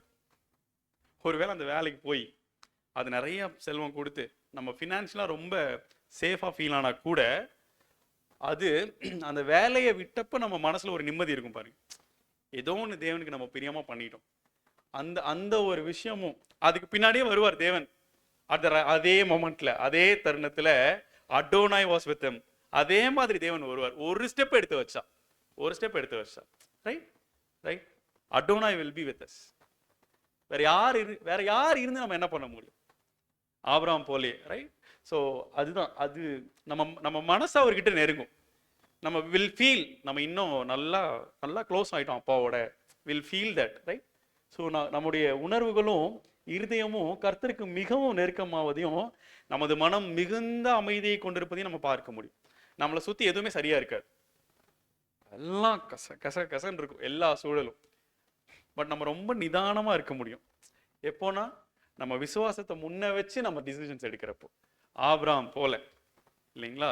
இல்லைன்னா லோத் மாதிரி அந்த வேலை தான் வேணும்னு போனேன்னு வச்சுக்கோங்களேன். அப்புறம் பேதுருவும் நம்மளை பற்றி பதிவு பண்ண மாதிரி வேற யாரோ பதிவு பண்ணுவாங்க. நாள்தோறும் சோதோமில் நடந்த காம விகார நடக்கைகளினால தன் இருதயத்தில் பாதிக்கப்பட்ட நீதிமானாகிய லோத். நீதிமான் தான், பட் அவர் எடுத்த டிசிஷன் எங்கே கொண்டு போச்சு? அவரை நிம்மதி கிடைச்சதா? ஃபெர்டைல் போனார் இல்லைங்களா, யோர்தானுக்கு கீழே போனார், நிம்மதி இருந்ததா? இல்லை. என்ன மிஞ்சுது? போட்டிருந்த சட்டை தவிர என்ன மிஞ்சுனது அவருக்கு? ஒண்ணுமே இல்லை. அன்பு சகோதரன் சகோதரி, அடுத்த பாயிண்ட் நம்ம வாசிக்கிறப்போ, எந்த ஒரு சூழ்நிலையிலும் அதன் முக்கியத்துவத்திற்கு ஏற்ப ஒரு கிறிஸ்தவர் நீதி, கீழ்ப்படிதல், விசுவாசம், நம்பிக்கை மற்றும் தியாகம் ஆகிய கொள்கைகளையே முதன்மையாக கருத்தில் கொள்ள வேண்டும். எந்த ஒரு சூழலிலும் இதுல எக்ஸெப்ஷன் நோ, நெவர் ரைட். எந்த சூழலிலும் ஒரு கிறிஸ்தவர் அவர் வாழ்க்கையினுடைய முடிவுகளை எடுக்கிறார் அப்படின்னா அவர் வாழ வந்திருக்கிற வாழ்க்கையோட பிரின்சிபல்ஸ் இருக்கும் இல்லைங்களா, தி டிவைன் பிரின்சிபல்ஸ், அதை வச்சுதான் அவர் எடுக்கணும். அதுதான் இன்னைக்கு ஆபிரகாம் லைஃப்ல இருந்து நம்ம காணப்படும். அடுத்து நம்ம பார்க்குறப்போ நாம் நம்முடைய அழைப்பின் ஆவிக்குரிய நலன்களுக்கு உகந்ததாக இருக்கும்போது குறைவான வசதிகள் கொண்ட நிலையையோ அல்லது சூழ்நிலையையோ தேர்ந்தெடுக்க வேண்டும். என்ன அருமையா அவர் பதிவு பண்ணிட்டார் பாருங்க. ரொம்ப சுத்தி வளசலாம் நான் பேசல அப்படின்னு பிரதர் டைரக்டா அடிச்சிட்டார் இல்லைங்களா? ஒருவேளை ஸ்பிரிச்சுவலா இருக்கிறதுக்காக நீங்க ஒரு டிசிஷன் உங்க லைஃப்ல எடுக்கணும் அப்படின்னா அது குறைவான வசதி தான் உங்களுக்கு தருதா டெம்பரலா உலகத்துல, இல்லையா? இல்ல அந்த சூழ்நிலை தான் இருக்கு அப்படின்னா யோசிக்கவே வேண்டாம். இதுவா அதுவா இல்லை, இதுதான். எதுதான்? அந்த குறைவான வசதி கொண்ட சூழலும் அந்த ஒரு நிலைமையும் தான் அன்பு சகோதரன் சகோதரிகளே. ஏன்னா அது மாதிரி ஒரு நிம்மதியும், அது மாதிரி அடோனாயோட ஒரு நெருக்கத்தையும், அது மாதிரி பரலோக பிதாவோட ஒரு உறவையும் வேற தர முடியாது அப்படின்றது இந்த ஃபேஸ் ஆஃப் ஆபிரகாம் லைஃப்ல இருந்து நமக்கு புரியறத நம்ம பார்க்கிறோம் அன்பு சகோதரன் சகோதரிகளே. அது மாத்திரம் இல்ல, ரொம்ப அருமையா இன்னும் பிரதர் அடுத்தடுத்த பாயிண்ட்ஸ் நமக்கு கொடுக்குறாங்க. நம்ம அதை கூட கவனிக்கலாம், நம்ம அதை வாசிச்சிடலாம். நம்முடைய தேர்வுகள் எப்பொழுதும் நம் விசுவாசத்தால் வழிநடத்தப்பட வேண்டும். ஆல் ஆர் சாய்ஸஸ் அது வந்து நம்ம ஃபெய்த்தை பேஸ் பண்ணி தான் இருக்கணும். அது இப்படி இருந்தா நான் ஸ்பிரிச்சுவலா இருக்க முடியுமா, இந்த டிசிஷன் எடுத்தா அது தேவனுடைய மனசை சந்தோஷப்படுத்துமா, அவ்வளவுதான். It's that simple. அவ்வளோ எளிமையானது. But it's very hard to follow. Brother ரொம்ப அழகா சொல்லுவார், சத்தியம்ன்றது it's very simple, simple and plain. அது ஒரு தெளிந்த நீர் மாதிரி இருக்கு. தெளிந்த நீர்ல நமக்கு ஏதாவது கஷ்டம் இருக்குங்களா? உள்ள இருக்கிறத பாக்குறது கீழே இருக்காது, இருக்காது இல்லைங்களா? But it's very tough to crack. அது ரொம்ப எளிமையா இருக்கு, அது நம்ம முன்னாடி ரொம்ப தெளிவா இருக்கு. ஆனா அதன்படி அதை நம்ம வாழ்க்கை ஆக்கிக்கிறதுன்னு ஒரு விஷயம் இருக்கு பாருங்களேன். அது மாதிரி டஃப்பான ஜாப் இந்த உலகத்துல இருக்கு இல்லைங்களா? ஸோ அதனாலதான் நம்முடைய தேர்வுகள் எப்போதும் எப்படிதான் இருக்கணும், நம்ம ஃபெய்த்னாலதான் அது வழி நடத்தப்படணும். அடுத்து நம்ம பார்க்கிறப்ப அதனாலதான் ரொம்ப அழகா இந்த டெம்பரல் விஷயத்தை பேசிட்டு வரப்போ ரொம்ப பிரசித்தமான மலை பிரசங்கத்துல கருத்தை சொல்லுவாரு, அவைகளை அஞ்ஞானிகள் நாடி தேடுகிறார்கள் இல்லைங்களா? தான் சொல்லு எதை? இந்த டெம்பரலான விஷயங்களை, எண்ணத்தை உடுப்போம், எண்ணத்தை குடிப்போம்னு நாளைக்காக நீங்க கவலைப்படாது. அவைகளை அஞ்ஞானிகள் நாடி தேடுகிறார்கள். ஃபூல்ஸ் அவங்க தான் பார்க்குறாங்க, அதை நீங்க பார்க்காதீங்க. மகன் மகள் சொல்றாரு சரிங்களா? அதனால நீங்க என்ன பாருங்க, முதலாவது தேவனுடைய ராஜ்யத்தை பாரு, அவருடைய நீதியை தேடுங்க. ரொம்ப அருமையா நமது ஆண்டவர் அந்த வார்த்தைகளை சொன்னார் இல்லைங்களா? அப்ப இது ஒரு கட்டளையா கொடுத்தார். பட் இது வெறும் கட்டளை இல்லை, கட்டளை இல்லை பாருங்க, ரொம்ப அழகா அது ஆர்டிகுலேட் ஆயிருக்கு. நம் இருதயத்தின் ஆழமான விருப்பமா அது இருக்கும். ஒருத்தர் இப்ப சில பேருக்கு ஆம்பிஷன் இருக்கும், மிலிட்ரியில சேரணும் இல்ல ஸ்போர்ட்ஸ் மேன் ஆகணும்னு. அதுக்காக அவர் என்ன பண்ணுவார் அப்படின்னா அவரோட டயட், எக்ஸசைஸ், அவர் லைஃபே என்ன பண்ணிடுவார் அப்படின்னா அர்ப்பணிச்சிடுவார் இல்லைங்களா? ஏன் அப்படின்னா தட் வாஸ் இஸ் டிசைர். அது மேல ஒரு வெறி, அது மேல ஒரு ஏக்கம், அந்த இடத்துக்கு நம்ம போயிடணும் அப்படின்னு. அந்த மாதிரி இருக்குங்க. முதலாவது தேவனுடைய ராஜ்யத்தை தேடணும் அப்படின்றது என் மனசுல அது பத்தி எரியணும். அது என்ன சும்மா இருக்க விடக்கூடாது. பிகாஸ் வெரி எட்ஜில் நம்ம நிற்கிறோம் இல்லைங்களா? எப்படி கர்த்தர் சொன்னார் இல்லைங்களா, என் பிதாவின் வீட்டை குறித்து உண்டான பக்தி வைராக்கியம் அந்த மாதிரி எரியணும். அது எரியறப்ப பக்கத்துல இருக்கவங்க குளிரா இருந்தா கூட அவங்களே அந்த சூட்ல அவங்க சூடாயிடுவாங்க. அதல்லவா ஒரு பாரத்தை ஒருவர் சுமக்கிறது இல்லைங்களா? இப்போ அது நம்ம இருதயத்தின் ஆழமான விருப்பமா அங்க இருக்கணும் அப்படின்றத நம்ம பார்க்கிறோம் அன்பு சகோதரன் சகோதரிகளே. ரொம்ப அருமையான ஒரு பாயிண்ட் அடுத்து நம்ம பார்க்கிறப்போ, கடவுளால் கிருபையாக அருளப்பட்ட ஆவிக்குரிய நம்பிக்கைகளுடன் நம்முடைய பற்றுதல்கள் பின்னி பிணைந்திருக்க வேண்டும். நம்ம டிசைர்ஸ் இருக்கு இல்லையா, நம்ம ஒரு மேல ஆசைப்படுவோம் இல்லையா, நம்ம ஆசையெல்லாம் எது மேல பின்னி பிணைஞ்சிருக்கணுமா? கடவுளால் கிருபையாக அருளப்பட்ட ஆவிக்குரிய நம்பிக்கையோட. பாருங்களேன், ஆவிக்குரிய நம்பிக்கையோட தான் நம்ம டிசைர்ஸ் எல்லாம் பின்னி பிணைஞ்சிருக்கணும். மாறா இந்த உலகத்துக்குரிய விஷயங்கள் இல்லை அப்படின்றத நம்ம பார்க்கிறோம் அன்பு சகோதரன் சகோதரிகளே. அட் லாஸ்ட் ரொம்ப அருமையா அதை சொல்லிட்டார். இன்சல்ட் பண்ணிடணும் இந்த ஆவிக்குரிய நம்பிக்கைக்கு, இல்லை இந்த ஒரு ஆவிக்குரிய நம்பிக்கைகளுக்கு மாறா இருக்கிற எல்லாத்தையும் நம்ம என்ன பண்ணிடணுமா? இன்சல்ட் பண்ணிடணும். ரைட்? அதான் ரொம்ப நம்ம அற்பமாக கருத வேண்டும். அப்படின்னா என்னது அப்படின்னு பார்க்கிறப்போ, அது எனக்கு எவ்வளோ நன்மையை வேணா தரலாம் இந்த உலகத்துல. அது என் தேவனோட என் அப்பாவோட சர்வ வல்லமையுள்ள பிதாவாகிய தேவனோட என்னை நெருக்கி இருக்க விடலன்னா அதை நான் எப்படி பார்க்கணுங்களா? இன்சல்ட் பண்ணிடணும். அதுதான் ரொம்ப சரியான வார்த்தையா இருக்கும்னு நம்ம நம்புறோம் இல்லைங்களா?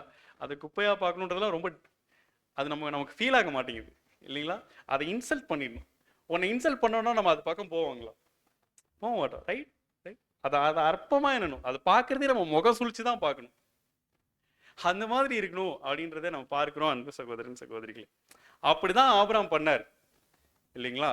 அப்படி பண்ணதுனாலதான் என்னவோ நீங்க கண்களை ஏறெடுத்து பாருங்க. அது திரும்ப திரும்ப சொல்றப்போ நம்ம மனசுல எவ்வளவு சந்தோஷம் இருக்கு பாருங்க. என்ன பண்ணார் Lot? when given a choice, கண்களை ஏறெடுத்து பார்த்தார். when it was Abraham's turn, அதே சுற்று ஆபிரகாமுக்கு வரப்போ எப்படி எப்படி தேவன் அதை கொண்டு வந்து நிறுத்துறாரு பாருங்க அவர் லைஃப்ல. ஏன்னா அவர் இன்சல்ட் பண்ணிட்டார். அதை இது வேணாம். அவருக்கு தெரியும் அங்க இருக்கிற யோர்தானுக்கு மேல இருக்க சோதம் குமாரால என்னென்ன விஷயம் நடக்குதுன்னு தெரியும் ஆபிரகாமுக்கு. he was well aware of his situations. அவர் சுத்தி இருக்கிற எல்லா விஷயங்களை பத்தி ரொம்ப ரொம்ப தெரிஞ்சவரா இருந்தார் ஆபிரகாம். அங்க அங்க இருக்கிற போதும் அப்படின்றத நம்ம பார்க்கிறோம் அன்பு சகோதரன் சகோதரிகள். சரி, இப்போ பூமியின் தூள் பயன்படுத்தப்பட்டிருக்கு இல்லைங்களா? இங்கதான் புதுசா ஒரு டேர்ம் வருது ஆபிரகாமுடைய சந்ததிக்கு.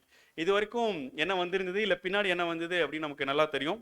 வானத்து நட்சத்திரம், கடற்கரை மணல்.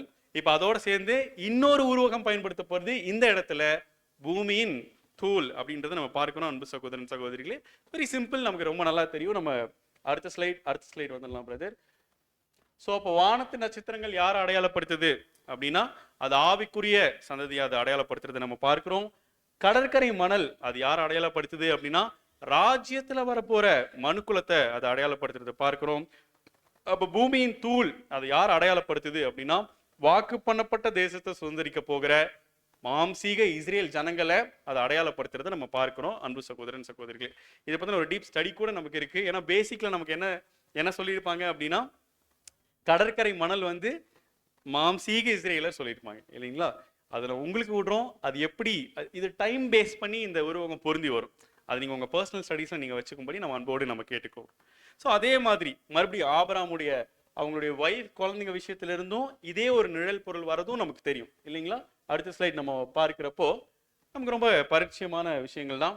சாரால் அவங்களுடைய மகனாகிய ஈசாக் அவங்க அடையாளப்படுத்துறாங்க அந்த சந்ததி ஆவிக்குரிய சந்ததி. ஆகார் இஸ்மேல் வாக்கு பண்ணப்பட்ட தேச சுதந்திரிக்க போற இஸ்ரேல் மாம்சீக இஸ்ரேல். கேத்துரா அவங்களுடைய 6 குழந்தைங்க அவங்க ராஜ்யத்துல வரப்போகிற மனுக்குலத்தை இந்த ஒரு தெய்வீக திட்டத்துல அடையாளப்படுத்துறதை நம்ம பார்க்கிறோம் அன்பு சகோதரன் சகோதரிகளே. சரி, இப்போ அடுத்து இன்னும் ரொம்ப இன்ட்ரெஸ்டிங்கான ஒரு பாட்டுல ஆபிரகாமுடைய வாழ்க்கை நகருது இல்லைங்களா? வேதத்திலேயே முதல்ல பதிவு பண்ணப்பட்டிருக்கிற வார், ரைட்? ஒரு ராஜாக்களுக்கான ஒரு வார். அங்க ஒரு கிழக்கிலிருந்து வந்த 4 அரசர்கள் இல்லைங்களா? அப்ப என்ன நடக்குது அப்படின்னு நம்ம பார்க்கிறப்ப அடுத்தது ஸ்லைட் வந்துடலாம் பிரதர். அப்போ 14ஆம் அதிகாரத்துல என்ன நடக்குதுன்னு நமக்கு தெரியும் இல்லைங்களா? கிழக்கிலிருந்து ஒரு 4 ராஜாக்கள் வராங்க.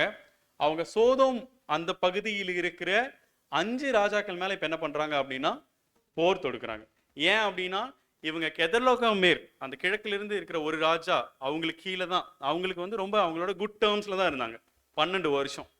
13வது வருஷத்துல சோதோம்ல இருந்தவங்களுக்கு நம்மள மாதிரி வளமா யாரும் இல்லை, நம்மகிட்ட இருக்க மாதிரி இது யாரும் இல்லைன்னு சொல்லிட்டு என்ன ஆகுது அப்படின்னா கொஞ்சம் குறும்பு பண்ணி கலகம் பண்றாங்க.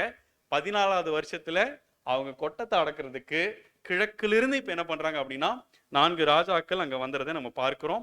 அப்ப நம்ம எல்லாருக்கும் ரொம்ப நல்லா தெரியும் போர் நடக்குது. எங்க நடக்குது அப்படின்னு நம்ம பார்த்தோம் அப்படின்னா அந்த ஒரு பள்ளத்தாக்குல அது நடக்கிறத நம்ம பார்க்கிறோம். அங்க போர் நடக்கிறப்போ அங்கிருந்து தப்பி வந்த ஒரு எபிரேயன் ஆபிராம் கிட்ட விஷயத்த சொல்றார்.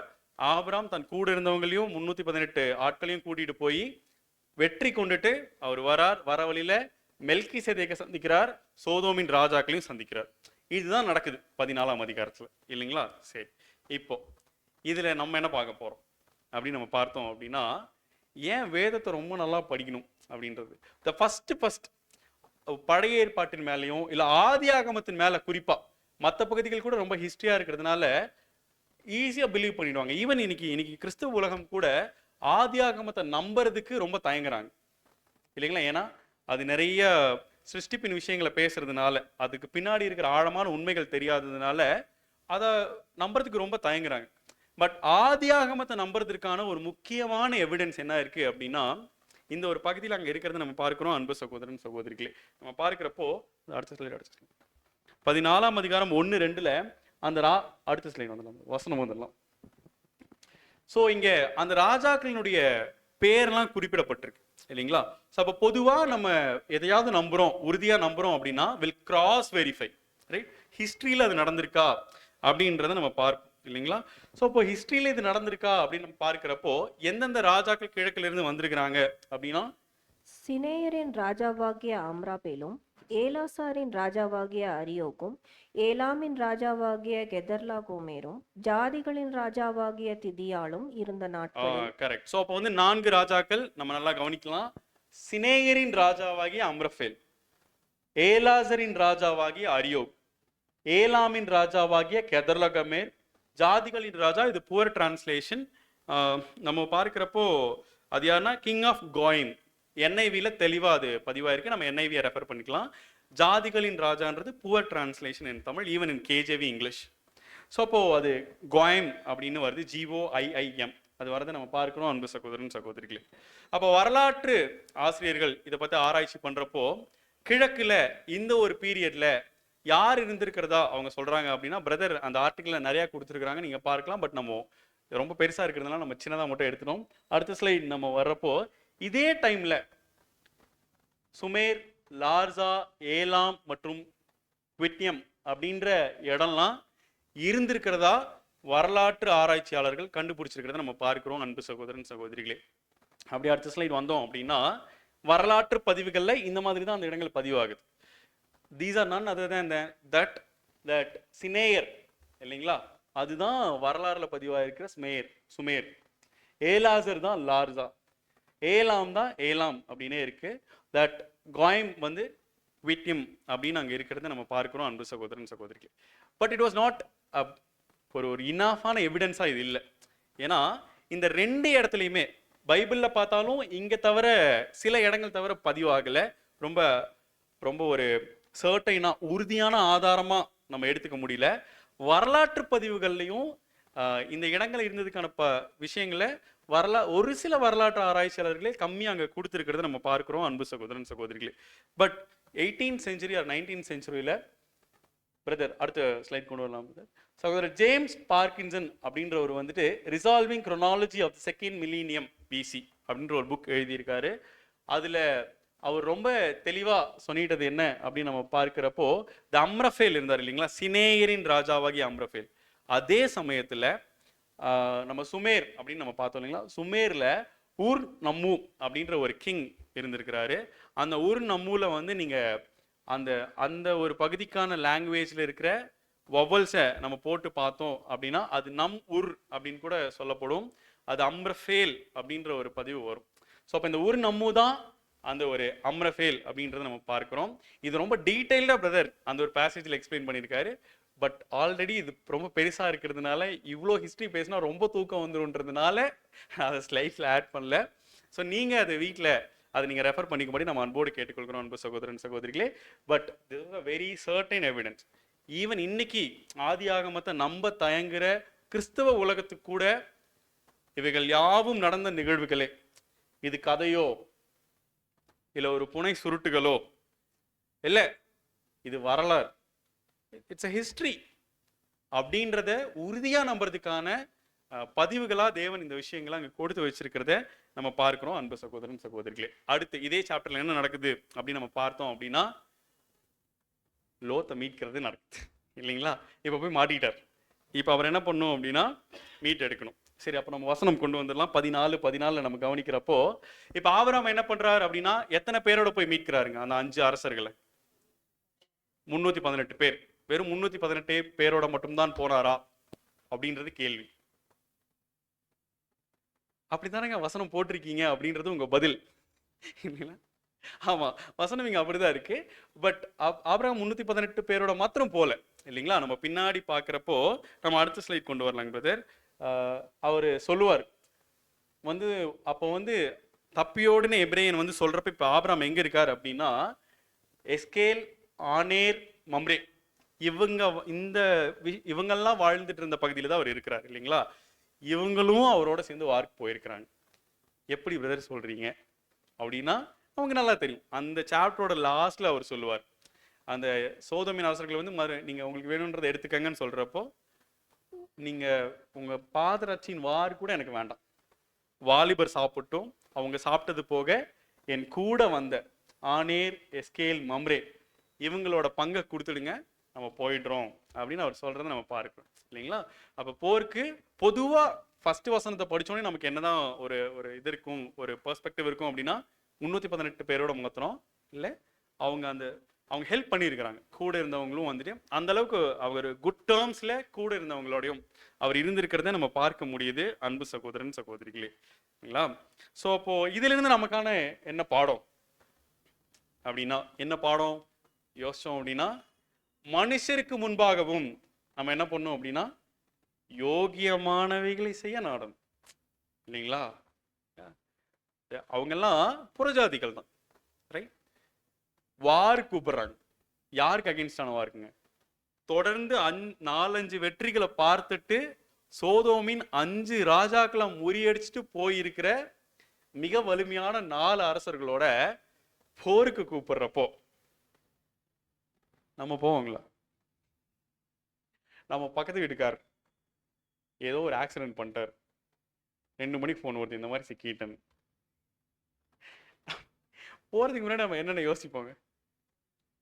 அந்த உறவு வந்து அவ்வளோ அவ்வளோ அவ்வளோ ஸ்ட்ராங்கா இல்லைண்ணா, அவ்வளோ நல்ல ஃப்ரெண்டா நம்ம அவங்களோட இல்லைண்ணா, இல்லை இந்த மாதிரி நான் அவசரம் வெளியே வந்துட்டேன், என்னென்னலாம் சொல்லுவோம், எல்லாம் சொல்லுவோம் இல்லைங்களா? நல்லா யோசிச்சு பாருங்க. ரொம்ப ரொம்ப சாதாரணமான விஷயம் இல்லை இவங்க 3 பேர் வாருக்கு போனது. ரீசெண்டாக நடக்குது, சுற்றி இருக்கிறவங்களுக்கெல்லாம் விஷயம் வந்திருக்கும் இல்லைங்களா? நம்ம 14ஆம் அதிகாரத்தில் பார்க்கலாம். அவங்க இந்த 5 ராஜாக்களை மாத்திரம் இல்லை, இந்த 5 ராஜாக்களுக்கு முன்னாடி அவங்க கிழக்க இருந்து வர வர இருக்கிற எல்லா பகுதிகளையும் பிடிச்சிட்டு வராங்க. எல்லாம் வெற்றி அவங்களுக்கு. அப்படி வந்துதான் இவங்களையும் பிடிக்கிறாங்க. இவங்களோட 318 பேர் ஆபிரகாமோட இருக்கிறாங்க. இவங்க ஹெல்ப் கூப்பிடுறாங்க, இவங்களும் போறாங்க. அப்ப எப்படி போறாங்க? அந்த அளவுக்கு ஆபிரகாமுடைய வாழ்க்கை அவங்க கண்ணு முன்னாடி இருந்திருக்கு, அன்பு சகோதரன் சகோதரி. இவருக்கு நிக்கலன்னா நம்ம வேற யாருக்கு நிற்போம்?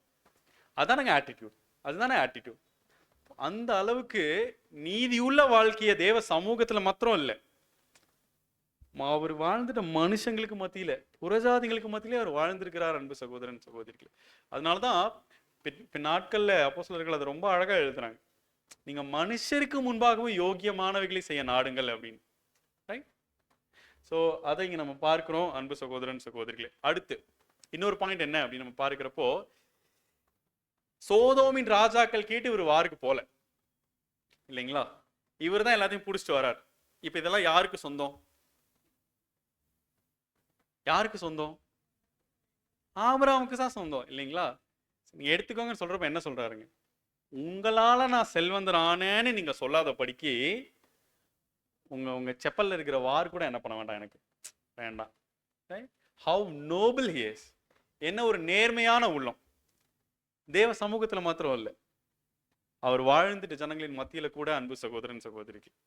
ஓ, இதே போலதான் நம்மளோட லைஃப்பும் அங்கே இருக்கணும் அப்படின்றத நம்ம பார்க்கிறோம், அன்பு சகோதரன் சகோதரிகளே. நெக்ஸ்ட் நம்ம பார்க்கிறப்போ இப்போதான் ரொம்ப ரொம்ப ஒரு பேர் சொன்னாலே ஒரு ஒரு இனம் புரியாத சந்தோஷம் நமக்குலாம் வரும். அது ஏன்னு இன்னும் தெரியல. மெல்கிசேதேக் வர்றார் இல்லைங்களா? வெற்றி சிறந்துட்டு வர்றப்போ, ஏன்னா ஒருவேளை நம்ம அவர் மாதிரியான ஒரு முறைமையின் படி ராஜாக்கெல்லாம் ஆசாரியர்கள் ஆகிறதுனாலயோ என்னமோ, ரைட்? ஸோ அப்போ பார்க்கிறப்போ வசனம் வாசிக்க வேண்டாம், நமக்கு தெரிஞ்ச பகுதி தான். அவர் அப்பமும் திராட்சமும் கொண்டு வந்து ஆபிரகாமை ஆசீர்வதிச்சுட்டு அங்க போறதை நம்ம பார்க்கிறோம், அன்பு சகோதரன் சகோதரிகளே. சரி, அப்ப இவருக்கு என்ன பார்ட் இந்த இடத்துல அப்படின்னு நம்ம பார்க்கிறப்போ, ஃபர்ஸ்ட் அவரோட பேரோட அர்த்தமே ரொம்ப அழகா தெய்வீக திட்டத்தை, இல்ல தெய்வீக திட்டத்துல இருக்கிற இந்த ஒரு திருச்சபையின் மக்களை பத்தின விஷயங்களை அங்க காண்பிக்கிறது பார்க்கிறோம். ரொம்ப சிம்பிளா, ரொம்ப நம்ம ஆராய்ச்சி பண்ண வேண்டாம். பவுல் ரொம்ப அழகா எபிரேயருக்கு எழுதுறப்ப அதை எழுதிட்டாரு. வாசிக்கலாம், எபிரேயர் 7ஆம் அதிகாரம் 2வது வசனம். இவனுக்கு ஆபிரகாம் எல்லாவற்றிலும் தசமபாகம் கொடுத்தான்.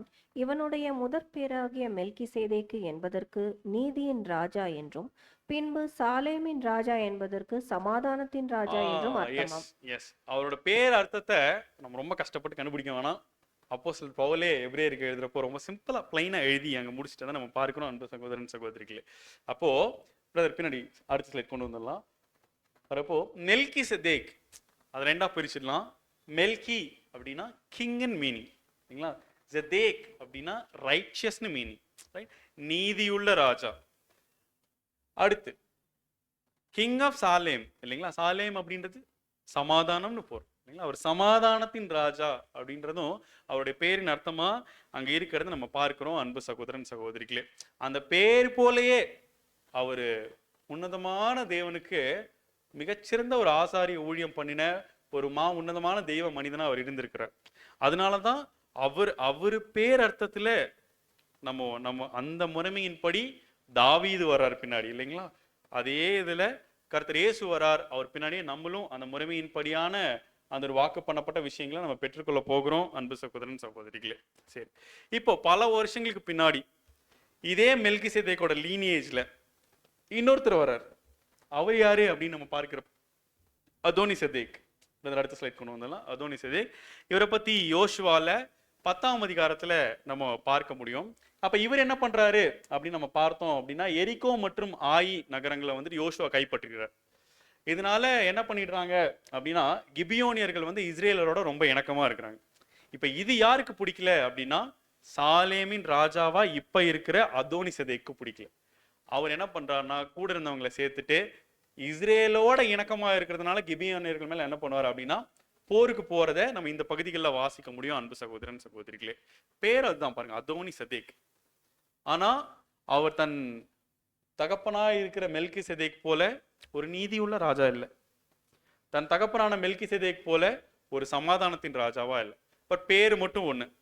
அப்ப இவர் யாருன்னு நம்ம கண்டுபிடிச்சிடலாம், ஆன்டி கிரைஸ்ட் இல்லைங்களா, எதிராளியாக சாத்தான். அந்தி கிறிஸ்து அமைப்பை இது அடையாளப்படுத்துது. எப்படி மெல்கி செதேக் கிறிஸ்துவ அடையாளப்படுத்துறாரோ, அதே மாதிரி இந்த அதோனி செதேக் அந்தி கிறிஸ்து அமைப்பை அடையாளப்படுத்துறத நம்ம பார்க்க முடியுது அன்பு சகோதரன் சகோதரிகளே. சரி, இப்ப இதுக்கு அடுத்து ஆதியாகமத்துக்கு அடுத்து மெல்கி செதேக் எங்க வரார் அப்படின்னா, முன்னாடியே நம்ம சொல்லிட்டது மாதிரி சங்கீதம்ல வரார் இல்லைங்களா. வாசிக்கலாம், சங்கீதம் 110:4.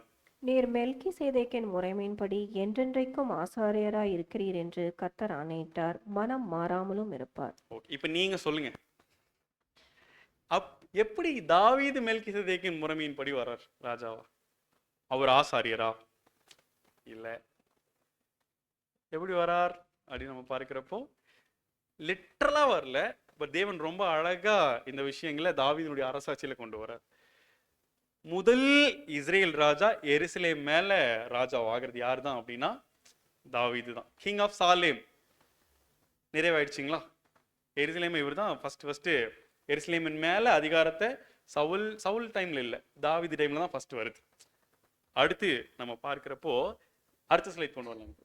மெல்கி இந்த இந்த ஆட்சியில யார் இருக்காங்கன்னா, மெல்கி மீன்ஸ் கிங், ரைட், தாவீது இருக்கார்.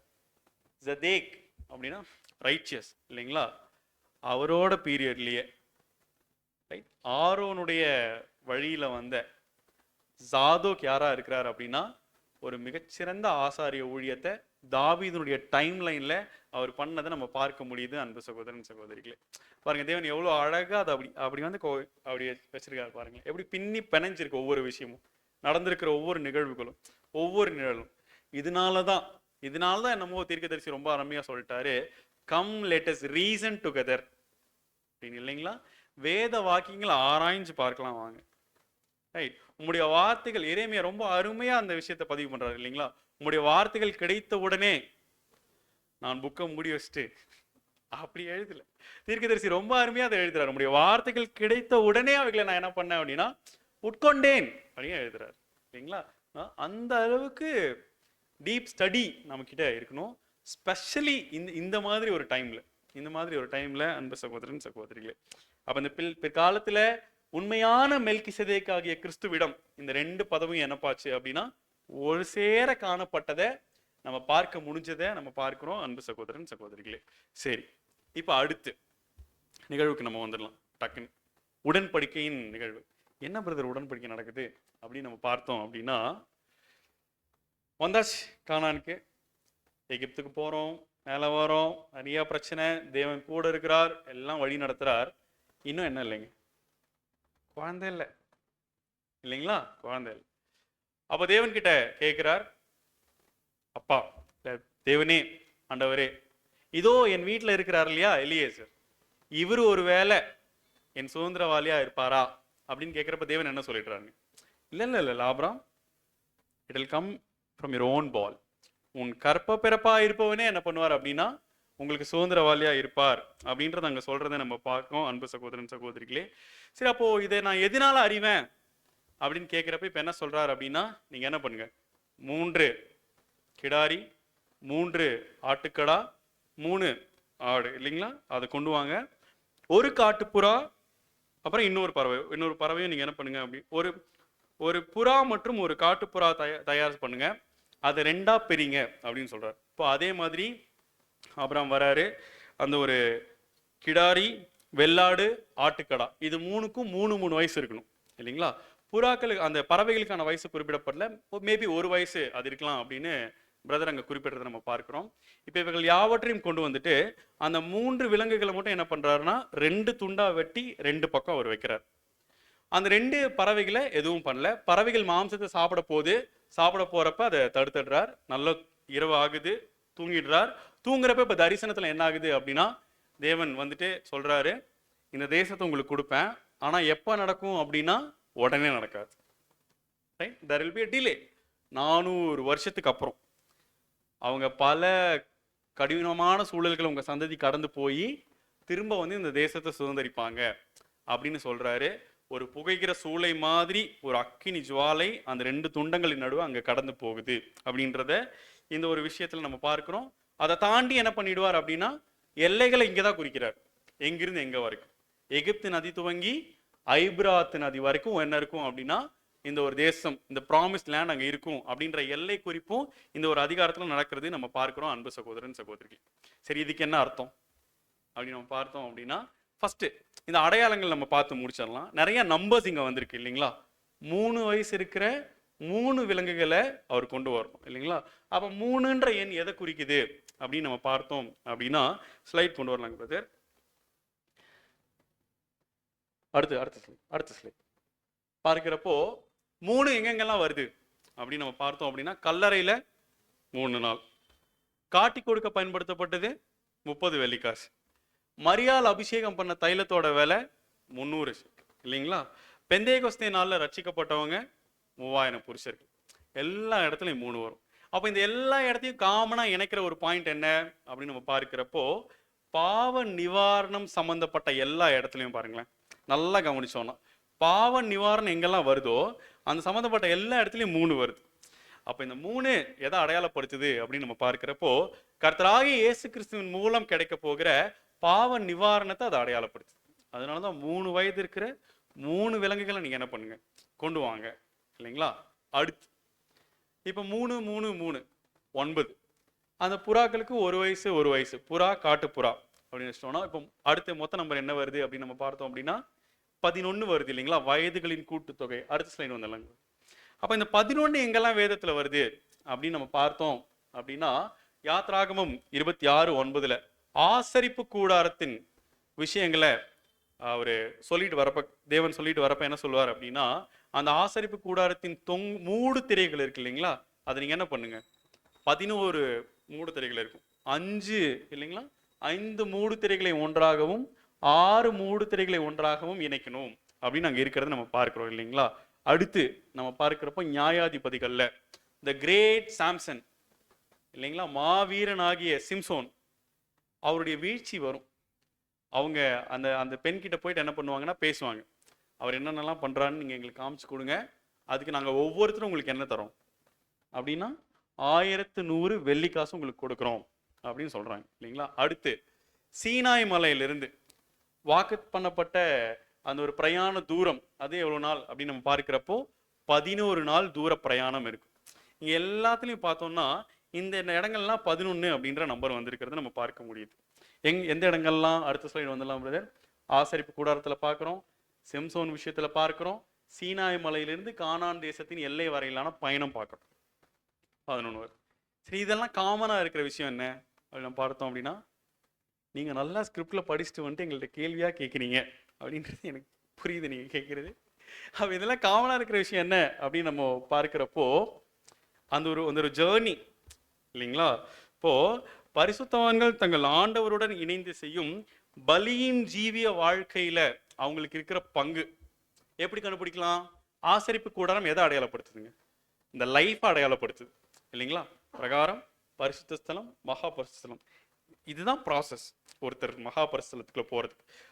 த journey of a new creation அடையாளப்படுத்துது இல்லைங்களா? சிம்சோனுடைய வாழ்க்கை அதுவும் பலியின் ஜீவியத்தை அடையாளப்படுத்துது. இந்த இந்த சுவிசேஷ பரிசுத்தவான்களின் பலியின் ஜீவியத்தை அதை அடையாளப்படுத்துறது நம்ம பார்க்கிறோம். எகெயின் சீனாய் மலையிலிருந்து கானான் தேசம் வரையிலாம் அந்த ஒரு 11 டே ஜேர்னி, அதுவும் என்னதான் அப்படின்னா பரிசுத்தவான்களின் வாழ்க்கையை தான் அடையாளப்படுத்துது. அப்ப இந்த வாழ்க்கையிலெல்லாம் அது அது என்ன மாதிரி ஒரு வாழ்க்கை அப்படின்னா ரோஜா பூ மெத்த மேல நடக்கிற மாதிரி ஒரு வாழ்க்கை இல்லை. இந்த 3 இடத்துலையுமே கூட இல்லைங்களா? இல்லைங்களா? அதனாலதான் ரொம்ப அழகா பவுல் எழுதுறார் அன்பான மகனாகிய தீமோத்தேயுக்கு எழுதுறப்ப, மகன் இதோ கிறிஸ்து இயேசுவுக்குள்ள தேவ பக்தியாய் நடக்க மனதாய் இருக்கிற யாவரும் செழிச்சு வாழ்வாங்கன்னு எழுதல அவர் இல்லைங்களா?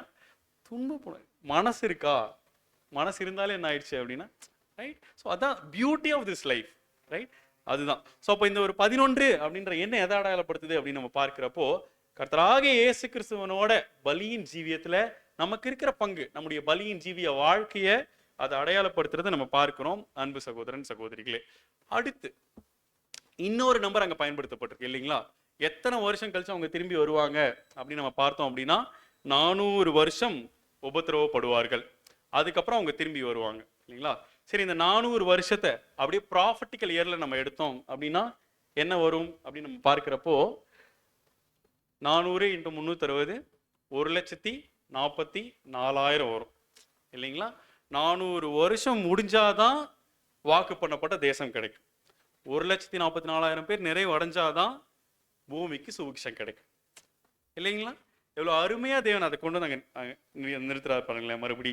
ஸோ அப்போ இது எங்க தொடங்குது அப்படின்னு நம்ம கவனிச்சோம் அப்படின்னா ஈசாக்கோட உபத்திரவம் எங்க தொடங்குச்சு அப்படின்னா இஸ்ரேல் மாம்சீக இஸ்ரேலினுடைய வாழ்க்கையை பொறுத்த வரைக்கும் அந்த ட்ரபிள் எங்க ஸ்டார்ட் ஆகுது அப்படின்னா இஸ்மையேல்லேருந்து தொடங்குது இல்லைங்களா? அதே மாதிரி பரிசுத்தவான்களுடைய வாழ்க்கையில ட்ரபிள் கூட எங்கிருந்து தொடங்குச்சு அப்படின்னா நீங்க வாசிக்கலாம். பரிசுத்தவான்களின் உபத்திரவமும் மேசியாவை ஏற்றுக்கொள்ளாத யூதர்களிடமிருந்து வந்த துன்புறுத்தலால் தொடங்கியது. The first church primarily disturbed by Jews இல்லைங்களா? தங்கள் தேவன் மேலையும் தங்களுடைய மதத்தின் மேலையும் மத கோட்பாடுகளின் மேலையும் கொள்கைகளின் மேலையும் பற்றுறுதி கொண்டிருந்த யூதர்களால பரிசுத்தவான்கள் முதலாம் காலகட்ட சபையில சொல்லவொன்னா துயரத்துக்குள்ள கொண்டு போகப்பட்டாங்க. Right right. சரி, இது எப்ப முடிவுக்கு வந்துச்சு அப்படின்னு நம்ம பார்க்கிறப்போ யாத்ராகமத்தில் நிகழ்ந்த வாதைகளால் அந்த உபத்திரவ காலம் முடிவுக்கு மாம்சீக இஸ்ரேலுடைய வாழ்க்கையில எப்ப அது முடிவுக்கு வந்துச்சு அப்படின்னா அந்த 10 வாதை யாத்ராகமத்தில் நடந்த அந்த வாதைகளால முடிவுக்கு வந்துச்சு. அப்போ இங்க எப்ப முடிவுக்கு வரும் அப்படின்னு நம்ம பார்த்தோம் அப்படின்னா வெளிப்படுத்தின விசேஷத்தில் கூறப்பட்டுள்ள வாதைகளால் முடிவுக்கு வருகிறது. என்ன ஒரு பியூட்டி ரைட். அதனாலதான் தீர்க்கதரிசி சொல்லியிருக்காரு, உம்முடைய வார்த்தைகள் கிடைத்த உடனே அவங்களை நான் என்ன பண்ணிட்டேன், உட்கொண்டேன். ஒரு நல்ல சாப்பாடு சாப்பிட்றப்போ நம்ம மனசு எப்படி இருக்குங்க? இல்லை ஒருவேளை எனக்கு ரொம்ப ஒரு மட்டன் பிரியாணி பிடிக்கும்னு வச்சுக்கோங்களேன். ஷெஃப் பிள்ளையோட ரெஸ்டாரண்ட்லேருந்து ஒரு மட்டன் பிரியாணி என் கண் முன்னாடி வந்தா என் சாப்பிட்றதுக்கு முன்னாடி என் மனசுல என்ன இருக்கும் அப்படின்னா ஒரு திருப்தி இருக்கும், ஒரு சந்தோஷம் இருக்கும். ஏன்னே தெரியாது அது இல்லைங்களா? சும்மா ஒரு இன்னும் ஒரு என் உடம்புல அது ஒரு 2-3 மணி நேரம் இல்லை ஒரு 8 hours இருக்குமா அந்த சாப்பாடு ரைட். என் நாக்கில் ஒரு நிமிஷம் 2 மணி ஒரு மணி நேரம் இருக்குமா அதுக்கே. ஆனா இந்த பரிசுத்தமுள்ள சாப்பாடு இருக்கு இல்லைங்களா? அதான் ரொம்ப அருமையா பேதுரு சொல்றாரு, ரபி நான் உங்களை விட்டு எங்க போவோம், வாழ்வழிக்கிற வார்த்தைகள் உங்கள்ட்ட தானே இருக்கு ரைட் ரைட். அப்போ வாழ்வு தர இந்த வார்த்தைகள் அது கிடைச்ச உடனே நான் உட்கொண்டேன்னு எரேமியா சொல்றப்போ அது எமோஷன் பாருங்களேன் அது எப்படி இருக்குன்னா இந்த மாதிரி தேவனுடைய திட்டங்களை அந்த வார்த்தைகள் தாங்கி நிக்கிறப்போ அதை தேவன் அதன் மேல வெளிச்சம் போட்டு நமக்கு அதை அப்படி எடுத்து காமிக்கிறப்போ எவ்வளோ ஒரு சந்தோஷம் வருது. ஒண்ணுமே இல்லாத ஒரு ஈன பாவியா இருக்கிற என் மேல இவ்வளோ கிருபை வச்சு அவருடைய ஒட்டுமொத்த தெய்வீக திட்டத்தை அவர் விளக்குறதுக்கு, புரிய வைக்கிறதுக்கு, அதன்படி வாழ்க்கையை வாழ்றதுக்கு, அதை வச்சு வாழ்க்கையை பிளான் பண்ணிக்கிறதுக்கு ஒருத்தனா என்ன நினைச்சிருக்கிறார் அப்படின்றது எவ்வளோ பெரிய ப்ரிவிலேஜ், எவ்வளோ பெரிய ப்ரிவிலேஜ். வேற என்ன வேணும் இந்த லைஃப்ல நமக்கு? அந்த கேள்வியே தப்பா இருக்கு பிரதர் அப்படின்னு தோன்ற அளவுக்கு இருக்கு இல்லைங்களா? ஸோ அதான் அங்கே இருக்கிறது நம்ம பார்க்கணும் அன்பு சகோதரன் சகோதரிகளே. சரி, அப்போ இது எல்லாத்தையும் நம்ம பார்க்கிறப்போ இப்போ ஏன் முதல்ல ஆபிரகாம் அதை பண்ணணும் அப்படின்னா, பொதுவாகவே எபிரேயர்களுடைய வழக்கத்தின்படி 2 பேர் ஒரு ஒப்பந்தம் பண்றாங்க, ஒரு உடன்படிக்கை போடுறாங்க அப்படின்னா அந்த விலங்குகளை வெட்டி அதன் நடுவில் அவங்க கடந்து போவாங்க. அப்படின்னா இட்ஸ் சீல்டு, முத்திரை பண்ணப்பட்டுருச்சு. அந்த ஒப்பந்தத்துக்கு இனி அந்த 2 பேரும் என்ன பண்ணணும் அப்படின்னா உடன்பட்டு இருக்கணும் அப்படின்றத நம்ம பார்க்கிறோம் அன்பு சகோதரன் சகோதரிகளே. சரி, இப்போ நீங்க யார் ஒப்பந்தம் போடுறாங்க அப்படின்னா ஆபிரகாம் போடல, தேவன் மாத்திரம் போடுறார் இல்லைங்களா? தரப்பு ஒரு தரப்பு. அதனாலதான் ரொம்ப அருமையா அவரு அந்த துண்டங்களை வெட்டி வச்ச உடனேயும் புகைகிற சூளை வருது, அக்கினி ஜுவாலை அதுல கடந்து போகுது. ஒரே ஒருத்தர் தான் கடந்து போறார். யாரு? தேவன் மட்டும் கடந்து போய் அதை சீல் பண்ணி கொடுக்குறாரு. கண்டிப்பா இதெல்லாம் நடக்கும் உங்களுக்கு அப்படின்னு இல்லைங்களா? ஸோ அப்போ அதோட நிழல் என்ன அப்படின்னு நம்ம பார்க்கிறப்போ அடுத்த ஸ்லைட் கொண்டு வந்துடலாங்க பிரதர். இந்த ஒரு அந்த துண்டங்களின் நடுவே நம்ம பார்த்தோம் இல்லைங்களா? 11 அடையாளப்படுத்துச்சு பலியின் ஜீவிய வாழ்க்கை, அந்த ஜேர்னி. அப்ப அந்த துண்டங்களின் நடுவே அப்படின்றது எதை அடையாளப்படுத்துது அப்படின்னா இந்த சுவிசேஷ யுகத்தை அதை அடையாளப்படுத்துது. சரி, அந்த சுவிசேஷ யுகத்துல என்ன நடக்குது? முதல்ல புகைகிற சூளை வருது இல்லைங்களா? ஃபர்ஸ்ட் புகைகிற சூளை வருது. புகைகிற சூளைனா நம்ம எல்லாருக்கும் ரொம்ப நல்லா தெரியும். ஒரு காரிருள் மேகம் அப்படின்னா அது எதை அடையாளப்படுத்துதுன்னா உபத்திரவத்தை அடையாளப்படுத்துது இல்லைங்களா? அப்ப இந்த ஒரு ஜேர்னி உபத்திரவங்கள் நிறைந்த அந்த ஜேர்னியா தான் இருக்கும். பட் நம்ம யாரும் பயப்பட வேணாம். ஏன்னா பின்னாடியே என்ன வருது அப்படின்னா அக்கினி ஜுவாலை வருது இல்லைங்களா? அக்கினி ஜுவாலை எதை அடையாளப்படுத்துது? அந்த 7 தண்டுகளின் நடுவே அக்கினி ஜுவாலை போன்ற கண்களுடைய ஒருத்தர் என்ன பண்ணாருன்னா உலாவிட்டு இருந்தார் இல்லைங்களா? வெளிப்படுத்தின விசேஷத்துல வாசிக்கிறோம்.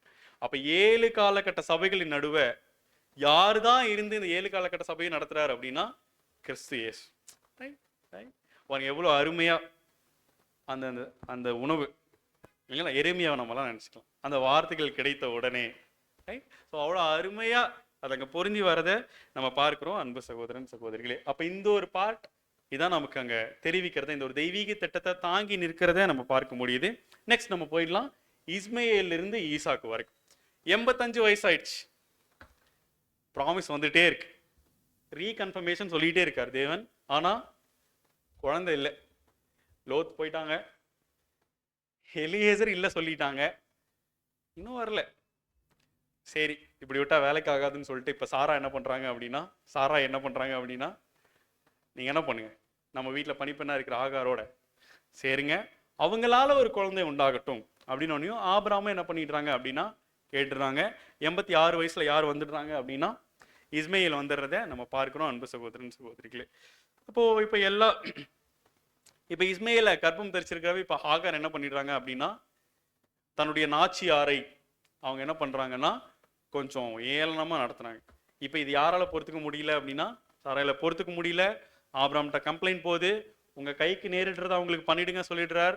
அவங்க பண்ணதில்ல. ஆகார் என்ன பண்ணிட்டாங்கன்னா போதுண்டா சாமின்னு ஓடி போயிட்டாங்க இல்லைங்களா? அப்போ வனாந்தரத்துல அந்த செடியின் நடுவுல தேவதூதன் தோன்றி எங்கிருந்து வரீங்க எங்க போறீங்க கேட்கிறார்.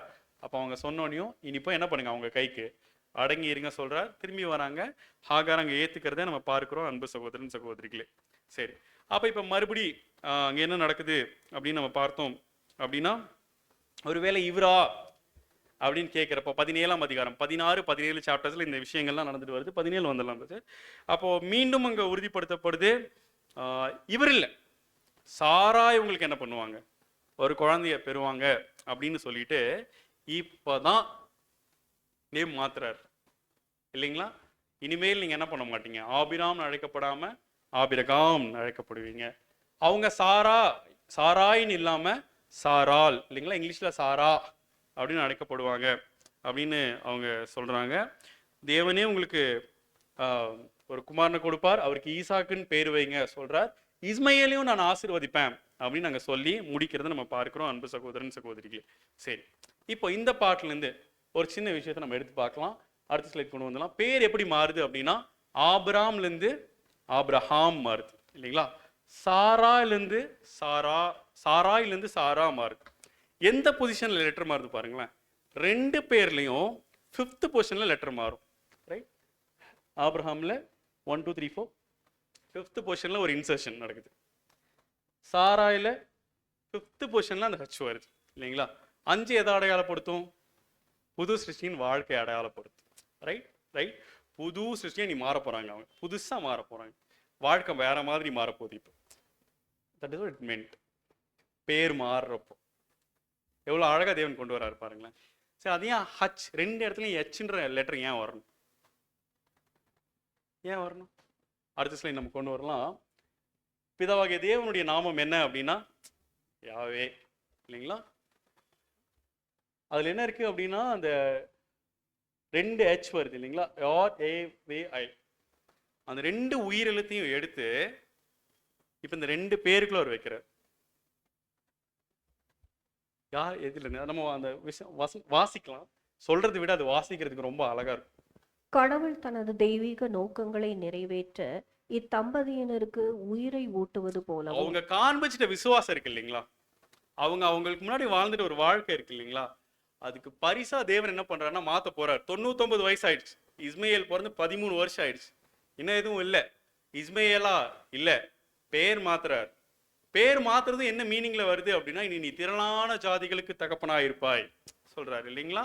ஒரு கண்ணியமான இல்ல எல்லாராலும் உயர்ந்த அந்தஸ்து உள்ள ஒரு பெண்ணா சாரா இருப்பாங்கன்னு சாரா மாத்துறார், ஆபிரகாம் மாத்துறார். தன்னுடைய சொந்த நாமத்திலிருந்தே எடுத்து அவங்க பேர்ல அதை வைக்கிறார். இனி நீங்க என் சந்ததி இங்க இங்க இங்க இங்க கன்ஃபார்ம் ஆகுது பாருங்க.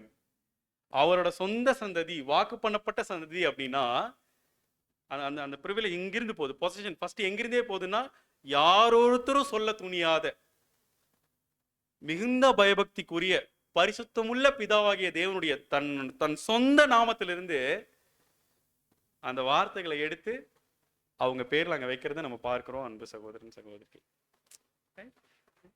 அவங்க வாழ்ந்த வாழ்க்கைக்கான அந்த ஒரு அங்கீகாரம் தேவன் மறக்கவே இல்லை. தேவன் நம்ம லைஃப்லயும் என்னைக்கும் மறக்கிறதே இல்லை.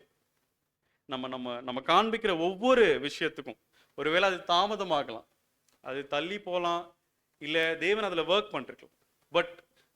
But we should be very sure that Abraham போல நடக்கும். நடக்க வேண்டியது நடக்கிறப்போ அது நடக்கும். ரைட் ரைட் நம்ம வேலையெல்லாம் அவர் என்ன சொல்லியிருக்காரோ அதில் போகிறது. நம்ம ரொம்ப உறுதியாக ஒன்று தெரிஞ்சுக்கலாம். நம்ம கண்ணுக்கு அது வேற வேற நல்ல பிளான்ஸ் தெரியலாம், லோத் மாதிரி. ஆனால் தேவன் ஒரு டைம்ல சொல்லுவார், நீங்க கண்களை ஏறிடுங்க, it's your time, now you look அப்படின்னு சொல்றப்போ அது தர சந்தோஷம் எதுவும் தர முடியாது. தன் சொந்த நாமத்திலிருந்து எடுத்து அவங்க 2 பேருக்கும் அந்த பேரை அந்த பேர்ல அது இன்செர்ட் பண்றத இனி நீங்க வேற மாதிரி அழைக்கப்பட போறீங்க, நீங்க வேற சந்ததியா மாற போறீங்க. இது வரைக்கும் தேராகின் சந்ததியா இருந்தவங்க இப்ப யாரோட சந்ததியாக போறாங்க அப்படின்னா, பரலோக தகப்பனின் சந்ததியை தாங்கி நிற்கிற விதை, அந்த ஒரு வாரிசு உரிமையை தன் சொந்த நாமத்திலிருந்து எடுத்து கொடுத்து தேவன் கன்ஃபார்ம் பண்ணி அங்க கொண்டு போறத நம்ம பார்க்கிறோம். அன்பு சகோதரன் சகோதரிகளே, நம்ம வாசிக்கலாம்.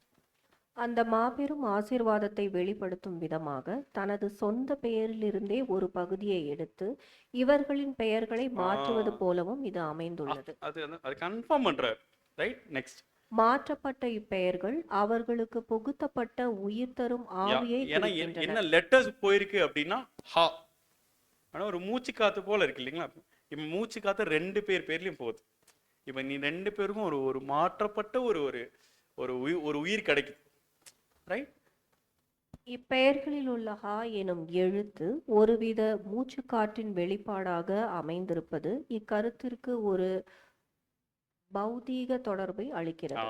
S yes right. ஓகே. அப்ப இந்த பாட்டோட அடுத்து நம்ம கடந்து வந்தோம் அப்படின்னா, இப்போ 100 வயசுல யார் வந்துட்டாங்க அப்படின்னா, வாக்குத்தத்தத்தின் பிள்ளை ஈசாக்கு அவர் வந்துட்டாங்க. ஈசாக்குக்கு பேர் முன்னாடியே சொல்லிட்டார் தேவன் இல்லைங்களா?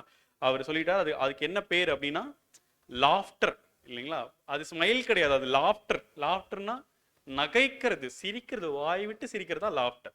எப்போ ஒருத்தவங்க வாய் விட்டு சிரிப்பாங்க அப்படின்னா, சந்தோஷத்தை தாளாத சந்தோஷம் தன் மனசை நிரப்புறப்பதான் ஒருத்தர் வாய் விட்டு சிரிப்பாங்க. That is what happen, right? அந்த அந்த at the right time it happen for Abraham. It will happen for us also. நமக்கும் அது நடக்கும், அட் த ரைட் டைம். யாரோட பார்வையில்? தேவனோட பார்வையில் ரைட் டைம். நம்ம பார்வையில் ஒரு ரைட் டைம் இருக்கும், ப்ரேயர் முடிச்சோடனே நடக்கணும்னு. அது ரைட் டைம் தான் இருக்காது இல்லைங்களா? ஸோ த ரைட் டைம், நமக்கு எப்போ அது தேவையோ, எங்கே அது தேவையோ, right time right things will happen, right? So அதான் ரொம்ப அழகாக சாராய் சொல்கிறாங்க. அந்த ஈசாக்கு பிறந்ததுக்கப்புறம் அடுத்த ஸ்லைட் கொண்டு வரலாம். தேவன் என்னை நகைக்க பண்ணினார் அப்படின்னு சொன்னாங்க இல்லைங்களா ஈசாக்கு பார்த்துட்டு. She மென்ட் it. 90 வருஷம், ரைட்?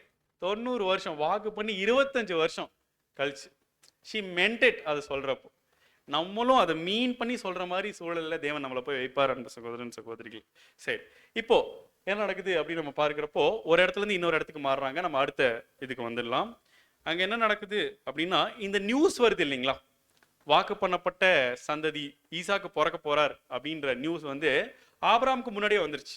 திரும்ப சாராய்க்கு வருது இல்லைங்களா. எங்க வருது அப்படின்னு நம்ம பார்க்கிறப்போ வாசிக்கலாம். ஆதியாகமம் 18ஆம் அதிகாரம் 1வது வசனம். பின்பு கர்த்தர் மம்ரேயின் சமபூமியிலே அவனுக்கு தரிசனமானார். அவன் பகலின் உஷ்ண வேளையிலே கூடார வாசலில் இதுவும் ரொம்ப ஃபேமஸான ஒரு பார்ட் இல்லைங்களா. அவங்க உட்கார்ந்து இருக்கிறப்ப இப்ப யார் வராங்கன்னா, தேவதூதர்கள் 3 தேவதூதர்கள் வராங்க இல்லைங்களா. 3 தேவதூதர்கள் வந்து ஃபர்ஸ்ட் சாராய்க்கு விஷயங்கள்லாம் சொல்லிட்டு, அதுக்கடுத்து எங்க போறீங்க கேட்கிறப்ப சொல்றாங்க, நாங்க எங்க போறோம், சோதம் கொமோராவை அழிக்க போறோம் அப்படின்னு நாங்க சொல்றதை நம்ம பார்க்கிறோம். சரி, எங்க இந்த நியூஸ் வருது? த அனன்சியேஷன், வாக்கு பண்ணப்பட்ட குழந்தை பிறக்க போகுது அப்படின்ற அந்த நல்ல செய்தி எந்த இடத்துல வருது அப்படின்னா, மம்ரேயின் சமபூமியில அவங்க கூடாரம் போட்டிருக்கிறப்போ. இது எங்க இருக்கு மம்ரேயின் சமபூமி அப்படின்னா, நமக்கு முன்னாடி இருக்கிற ஒரு ரெஃபரன்ஸ் இருக்கு 13:18 பார்க்கிறப்போ, எபிரோனில் இருக்கும் மம்ரேயின் சமபூமி இல்லைங்களா. ஹெப்ரோன்ல தான் இருக்கு இந்த மம்ரேயின் சமபூமி. இங்க இருக்கிறப்பதான் அனன்சியேஷன் வருது, அந்த நல்ல செய்தி வருது. வாக்கு தத்தத்தின் பிள்ளை பிறக்க போறாங்கன்ற செய்தி சாராளுக்கு வருது இல்லைங்களா. கட் பண்ணலாம். கட் பண்ணிட்டு அப்படியே நம்ம எங்க வந்துடலாம்னா, பல நூற்றாண்டுகளுக்கு பிறகு இப்போ யாருக்கு செய்தி வருது அப்படின்னா, மரியாளுக்கு செய்தி வருது இல்லைங்களா. மரியாளுக்கு எங்க செய்தி வந்துச்சு? லூக்கா 1:39 கொண்டு வந்துடலாங்க. லூக்கா 1:39 வந்துடும். அந்நாட்களில் மரியாள் எழுந்து மலை நாட்டிலே யூதாவில் உள்ள ஒரு பட்டணத்திற்கு மலை நாட்டுல யூதாவில் உள்ள ஒரு பட்டணத்துல இருக்கிறப்பதான் அந்த ஒரு நல்ல செய்தி. என்ன நல்ல செய்திங்க இது? இன்னும் பெரிய நல்ல செய்தி. இதோ எல்லா ஜனத்துக்கும் மிகுந்த சந்தோஷத்தை உண்டாக்கும் அந்த நல்ல செய்தி வருது இல்லைங்களா, கேப்ரியல் தூதன் மூலியமா. எங்கிருந்து வருது? யூதா தேசத்துல மலை நாட்டுல யூதாயாவில் உள்ள ஒரு பட்டணத்துல வருது. இது என்ன பட்டணம் அப்படின்னு நம்ம பார்த்தோம் அப்படின்னா, நம்ம அடுத்த ஸ்லைடு வரலாம். யோசுவா 20:7 பார்க்கிறப்போ, அப்படியே அவர்கள் நப்தலியின் மலை தேசமான கலிலேயாவில் உள்ள கேதேசையும், எப்பிராயிமின் மலை தேசத்தில் உள்ள சீகேமையும், யூதாவின் மலை தேசத்தில் உள்ள எபிரோன் ஆகிய எது அந்த மலை தேசம் அப்படின்னா, the same ஹெப்ரோன். பாத்தீங்களா தேவன் எப்படி வந்து அது அப்படி நிறுத்துறாரு பாருங்க. எல்லா இடத்துலயும் பிச் பர்ஃபெக்டா வரும். அந்த வாக்கு பண்ணப்பட்ட சந்ததியின் அந்த ஒரு நல்ல செய்தி ஹெப்ரோன்ல கிடைச்சது சாராளுக்கு. அதே ஒரு நல்ல செய்தி, எல்லா ஜனத்துக்கும் மிகுந்த சந்தோஷத்தை உண்டாக போற நல்ல செய்தி ஹெப்ரோன்ல கிடைக்குது மரியாளுக்கு. அன்பு சகோதரன் சகோதரி, தேவன் எப்படி வந்து அதை அப்படி நிறுத்துறாரு பாருங்க. அதனாலதான் தீர்க்கதரிசி மறுபடியும் சொல்றார், உங்களுடைய வார்த்தைகள் கிடைத்த உடனே அவைகளை நான் உட்கொண்டேன்னு சொல்றேன். அவ்வளோ சந்தோஷமா சொல்றார். அது அவ்வளோ எக்ஸைட்டிங்கா இருக்கு. அப்படி நம்மளை சுண்டி இழுக்குது இல்லைங்களா அந்த பதார்த்தங்கள், நம்ம முன்னாடி இருக்கிற இந்த ஆவிக்குரிய பதார்த்தங்கள். இப்படி பார்க்கணும். அதனாலதான் அவர் சொல்றாரு, அது உங்களுடைய இருதயத்தின் வாஞ்சையா இருக்கணும். ஒவ்வொரு வேத மாணவரின் இருதயத்தின் வாஞ்சையா வேதத்தை ஆராய்ச்சி பண்றது, அதை ரீசன் பண்றது, அதை ரிசர்ச் பண்றது இருக்கணும் அப்படின்றத நம்ம பார்க்கணும். அன்பு சகோதரன் சகோதரிகளே, அப்படியே கட் பண்ணா இப்படி ஒரு நல்ல செய்தியை பார்த்துட்டு கட் பண்ணா அடுத்து யார் வந்துடுறாரு சீன்ல அப்படின்னா, லோத்து வந்துடுறாரு இல்லைங்களா. 13 வருஷத்துக்கு முன்னாடி இதே மாதிரி தான் இருக்கிறவங்கலாம் கூட்டு போய் ஒரு போர் பண்ணி காப்பாத்தி கூட்டு வந்தார். இப்ப மிகப்பெரிய அழிவு நடக்க போது ரொம்ப ரொம்ப தேவன் பாதத்துல சமூகத்துல கெஞ்சி அவரை மட்டும் காப்பாத்துறதுக்கு முடிவு பண்ணியாச்சு. அடுத்த ஸ்லைட் கொண்டு வந்து. அங்க தப்பு நடக்குதுன்னு தெரிஞ்சிருந்தது லோத்துக்கு. இது ஒரு ப்ராசஸா இருக்கும். நம்ம அதை நல்லா கவனிக்கலாம். ஃபர்ஸ்ட் என்ன பண்ணுவார் அப்படின்னா, யோர்தான்ல போயிட்டு சோதோமுக்கு எதிரே கூடாரம் போட்டான் அப்படின்னு இருக்கும். கொஞ்ச நாள் கழிச்சு பார்த்தோம் அப்படின்னா சோதோமிலே இருக்கையில அப்படின்னு இருக்கும். லாஸ்ட்ல பார்த்தோம் அப்படின்னா, இப்ப தூதர்கள் போறப்ப எங்க இருப்பாருங்க அப்படின்னா, பட்டணத்தின் வாயில் அருக நிற்பார். பட்டணத்தின் வாயில் அருக யார் நிற்பாங்க அப்படின்னா, ஊர் தலைவர்கள் தான் இருப்பாங்க. அப்போ பட்டணத்துக்கு எதிர கூடாரம் போட்ட லோத் இப்ப என்ன ஆயிட்டாரு அப்படின்னா, 13 வருஷம் கழிச்சு ஊர் தலைவர் ஆயிட்டார். எந்த ஊருக்குங்க? சோதோம்க்கு. திஸ் இஸ் ஹவ் ஒரு சின்ன சின்ன பண்ற நம்ம தப்பு இப்படி பெரிய இடத்துக்கு நம்மளை கொண்டு போய் விட்டுரும். பட் ஸ்டில் அவர் ஒரு நீதிமான். அதுல டவுட்டே கிடையாது. அதனாலதான் பேதுரு சொல்றார், அங்க நடந்த விஷயங்களை பார்த்து தன் மனதில் அனுதினமும் பாதிக்கப்பட்ட நீதிமானாகிய லோத் அப்படின்னு எழுதுறார். என்ன பிரயோஜனம்? நீதிமான் தான் பிரதர். என் மனசு செஞ்சு நான் யாருக்கும் பிரச்சனை பண்ணல. இந்த விஷயங்களை நான் பார்த்துக்கிறேன். இந்த விஷயமா நான் இந்த விஷயம் ஸ்கிப் பண்றேன். இந்த ஆவிக்குரிய விஷயத்த சொல்லலாம். மனதளவுல நீதிமான். What will we get? What did Lot get? போட்டிருந்த சட்டை தான் மிச்சம் ஆச்சு இல்லைங்களா? ரொம்ப அழகா அதை சொல்றாரு பிரதர். ஒரு நீதிமானாக, 3வது பாயிண்ட், ஒரு நீதிமானாக துன்மார்க்கருடைய அசுத்தமான நடத்தையினால் அவனது ஆத்மா வேதனைப்பட்டது. ஆனாலும் அங்கிருந்து வெளியேற அவன் தன்னை தயார்படுத்திக் நான் கொள்ளவில்லை. பண்றது தப்பு தான், நான் இருக்கிற இடம் தப்பு தான், நான் எனக்கு உண்டாக்கி வச்சிருக்க சூழல்கள் தப்பு தான், நல்லா தெரியுது. வர முடியல. ஏக்கம் இருக்கு. மனசுல நீதிமான். நான் நல்லா இருக்கணும், நான் தேவனுக்கு பிரியமா வாழணும், ஆசை இருக்கு, லாங்கிங்னஸ் இருக்கு, அந்த ஒரு வைராகியம் இருக்கு. பட் என்னை சுத்தி நானே ஒரு வேலி போட்டேன், என்னால தாண்ட முடியல. ஏன்னா லோத் ஏன் ஊர் தலைவனானு வச்சுக்கோங்களேன். ஏன்னு யோசிச்சோம்னா, அவங்க அங்கிள்னால அவருக்கு ஒரு நல்ல செல்வாக்கு இருந்திருக்குவாங்க. ரைட்? என்ன செல்வாக்கு? அந்த 5 அரசர்களை காப்பாத்தி கூட்டிட்டு வந்ததே அவங்க அங்கிள் தான் இல்லைங்களா? அப்ப அந்த ஊர்ல எவ்வளவு பெரிய செல்வாக்கு இருக்கணும். அதனாலதான் எதிர கூடாரம் போட்டவரு 13 வருஷத்துக்கு அப்புறம் ஊர் தலைவரா இருக்கிறார். இந்த மாதிரிதான் அன்பு சகோதரர்களே, நம்ம பண்ற இதுதானே நம்ம பண்ற ஒரு விஷயம் நம்மள அந்த ஊருக்கு தலைவராகவே ஆக்கிரும். அப்படின்னா அதுல நம்ம அதுல நம்ம நல்ல எக்ஸ்பீரியன்ஸ் ஆனவங்க ஆயிடும். இதுல நல்ல விஷயத்துல இல்லைங்க, நம்ம போன அந்த ஒரு தேவனுக்கு பிரியமில்லாத சூழல்ல. ரைட்? பட் இப்ப நல்லா லோத் கவனிக்கலாம். திரள் கூட்டத்தோட மனநிலை. மனசுல இருக்கு நீதிமான், ஆசை இருக்கு, நல்லா வாழணும், ஏக்கம் இருக்கு, முடியல. என்ன மிஞ்சிச்சு? என்ன மிஞ்சது அவருக்கு அப்படின்னா, மனைவி போயிட்டாங்க. போட்டிருந்த சட்டை மட்டும்தான் மிஞ்சுது. அதோட நின்னுதா அப்படின்னு நம்ம பார்க்கிறப்போ முறையற்ற ஒரு சந்ததி உருவாகுது இல்லைங்களா? அவர் மலைக்கு வந்தோடனையும் அவங்களோட குமாரத்திகளோடையே அவர் உறவு கொண்டு என்ன பண்றாங்க அப்படின்னா, அந்த 2 சந்ததியினர் உருவாகிறத நம்ம பார்க்கிறோம். மோவாபியர்கள், அம்மோனியர்கள். முறையற்ற ஒரு சந்ததியே உருவாயிடுச்சு. பட் வாஸ் ஸ்டில் நீதிமான். அவர் ஒரு நீதிமான் தான். அப்படியே நம்ம லைஃப்ல பொதி பார்க்கலாம். நம்ம மனசுலயும் ஏக்கம் இருக்கு, நல்லா தேவனுக்கு பிரியமா வாழணுன்ற எண்ணம் எல்லாம் இருக்கு. நம்ம எங்கேயோ போய் சிக்க வச்சுட்டு அதுல இருந்து வர முடியாம நம்ம தவிச்சிட்டே இருக்கு. ரைட்? இன்னொரு பேட்டர்ன் கூட இந்த விஷயத்துல நம்ம பார்க்கலாம். ஒவ்வொரு வாட்டி லோத்து வந்து காப்பாற்றப்படுவார் பாருங்க.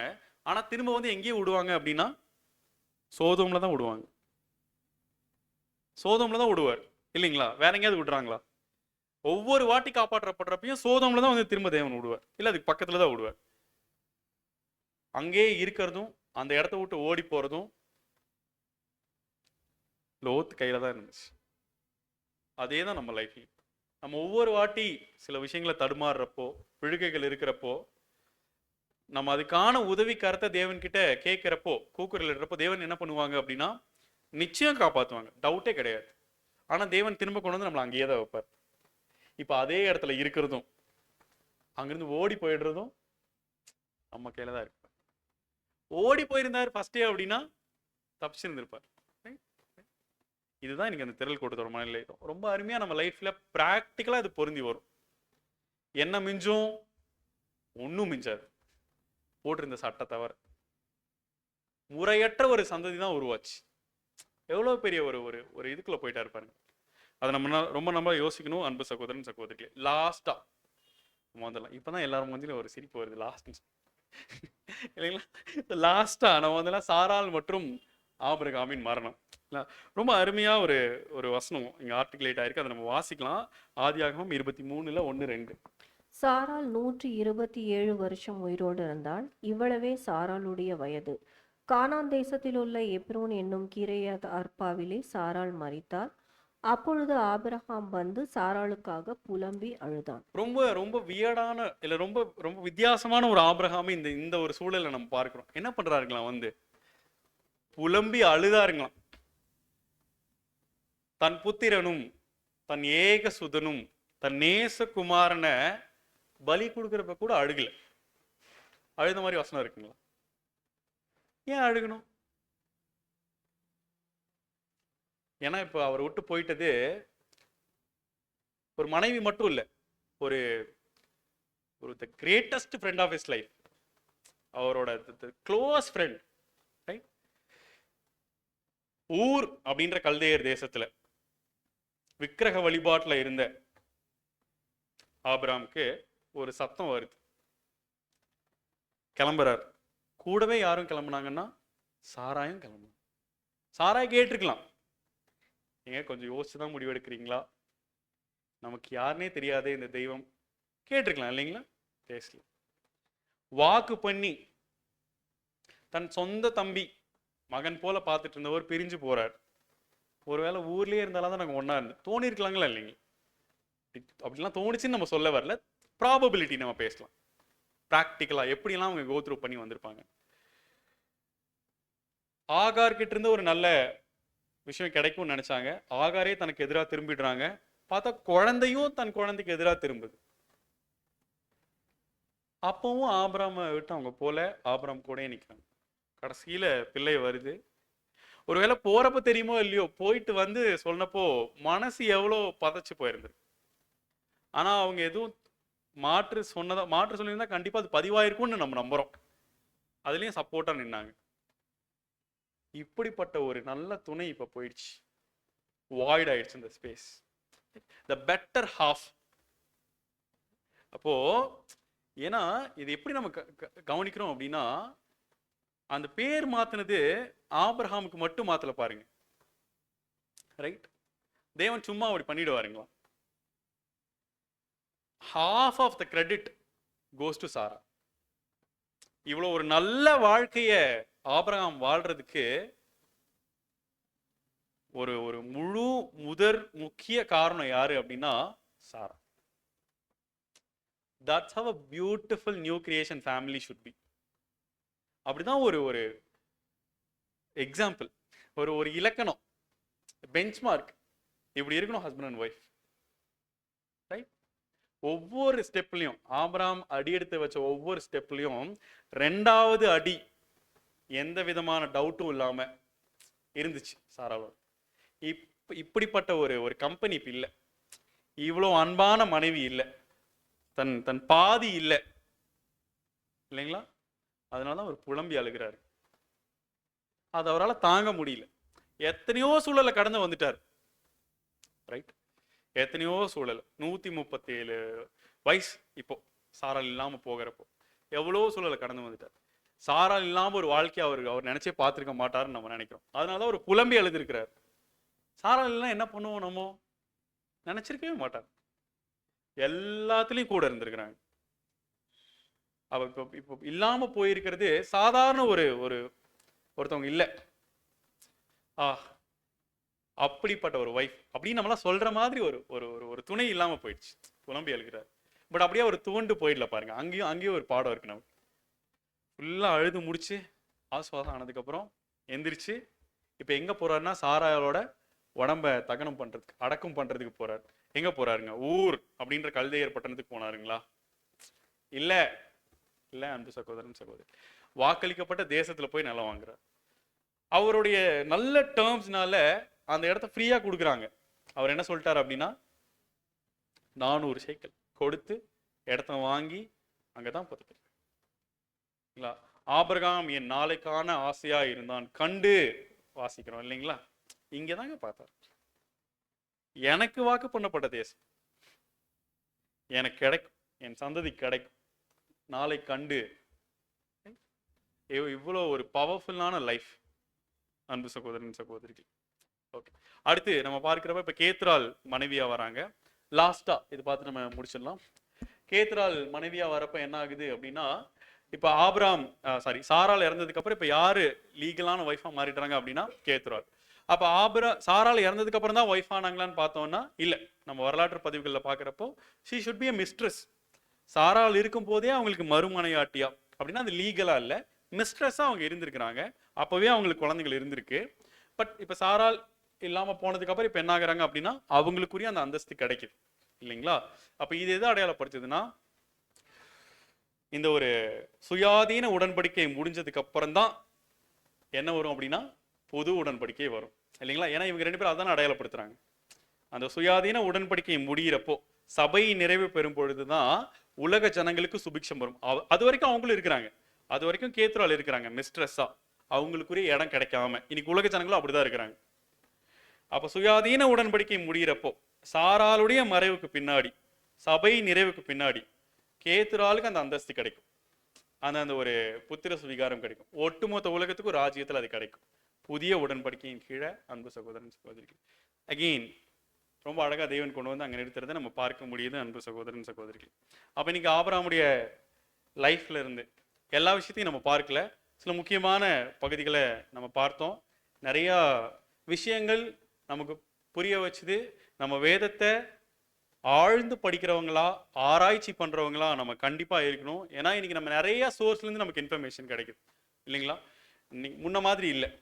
ஸோ அப்போ எந்த ஒரு விஷயத்தையும் பெரோயா பட்டணத்தார் போல காரியங்கள் இப்படி இருக்கா அப்படின்னு ஆராய்ச்சி பண்ணி நலமானதை பற்றி கொண்டு கற்று நிச்சயித்து கொண்டவைகள்ல உறுதியா நம்ம இருக்கணும் அப்படின்றத இந்த பாடம் நமக்கு வலியுறுத்தினதை பார்க்கிறோம். அதை தாண்டி ஒரு லைஃப் எப்படி வாழணும், ரைட்? அந்த தேவன் ஆபிரகாமோட வச்சிருந்த அந்த நட்புக்கு, அந்த உறவை எந்த அளவுக்கு உன்னதமா அவர் கருதினார், அதுக்காக எந்த எக்ஸ்ட்ரீம்க்கு சாரால் போனாங்க அப்படின்றத நம்ம பார்த்து அதே மாதிரி நம்ம லைஃப்பும் இருக்க நம்ம முயற்சி பண்ணோம். ஸோ அப்போ இதன்படியெல்லாம் நம்ம வாழ்க்கையை வாழ்றதுக்கு நம்ம எல்லா விதமான அனுகூலங்களையும் நம்ம பரமபிதாவிடம் நம்ம அன்பின் கர்த்தர் மூலம் நம்ம கேட்கலாம். நமக்கு வேண்டிய எல்லா கிருபைகளையும் தந்து அவங்க நம்ம வழிநடத்துவாங்க. தேவன் தாமே இந்த வார்த்தைகளை ஆசீர்வதிப்பாராக. இதுவரை பொறுமையோடு கேட்ட உங்கள் யாவருக்கும் கூட என்னுடைய அன்பின் வாழ்த்துக்களும் நன்றிகளும். என்னோட அன்பின் வாழ்த்துக்கள் இல்லாமல் தாராபுரம், பொள்ளாச்சி மற்றும் உடுமலை பகுதியில் இருக்கிற உங்கள் அன்பு சகோதர சகோதரிகள் யாருடைய அன்பின் வாழ்த்துக்களையும் கூட நம்ம தெரிவித்துக்கோம். தேங்க்யூ.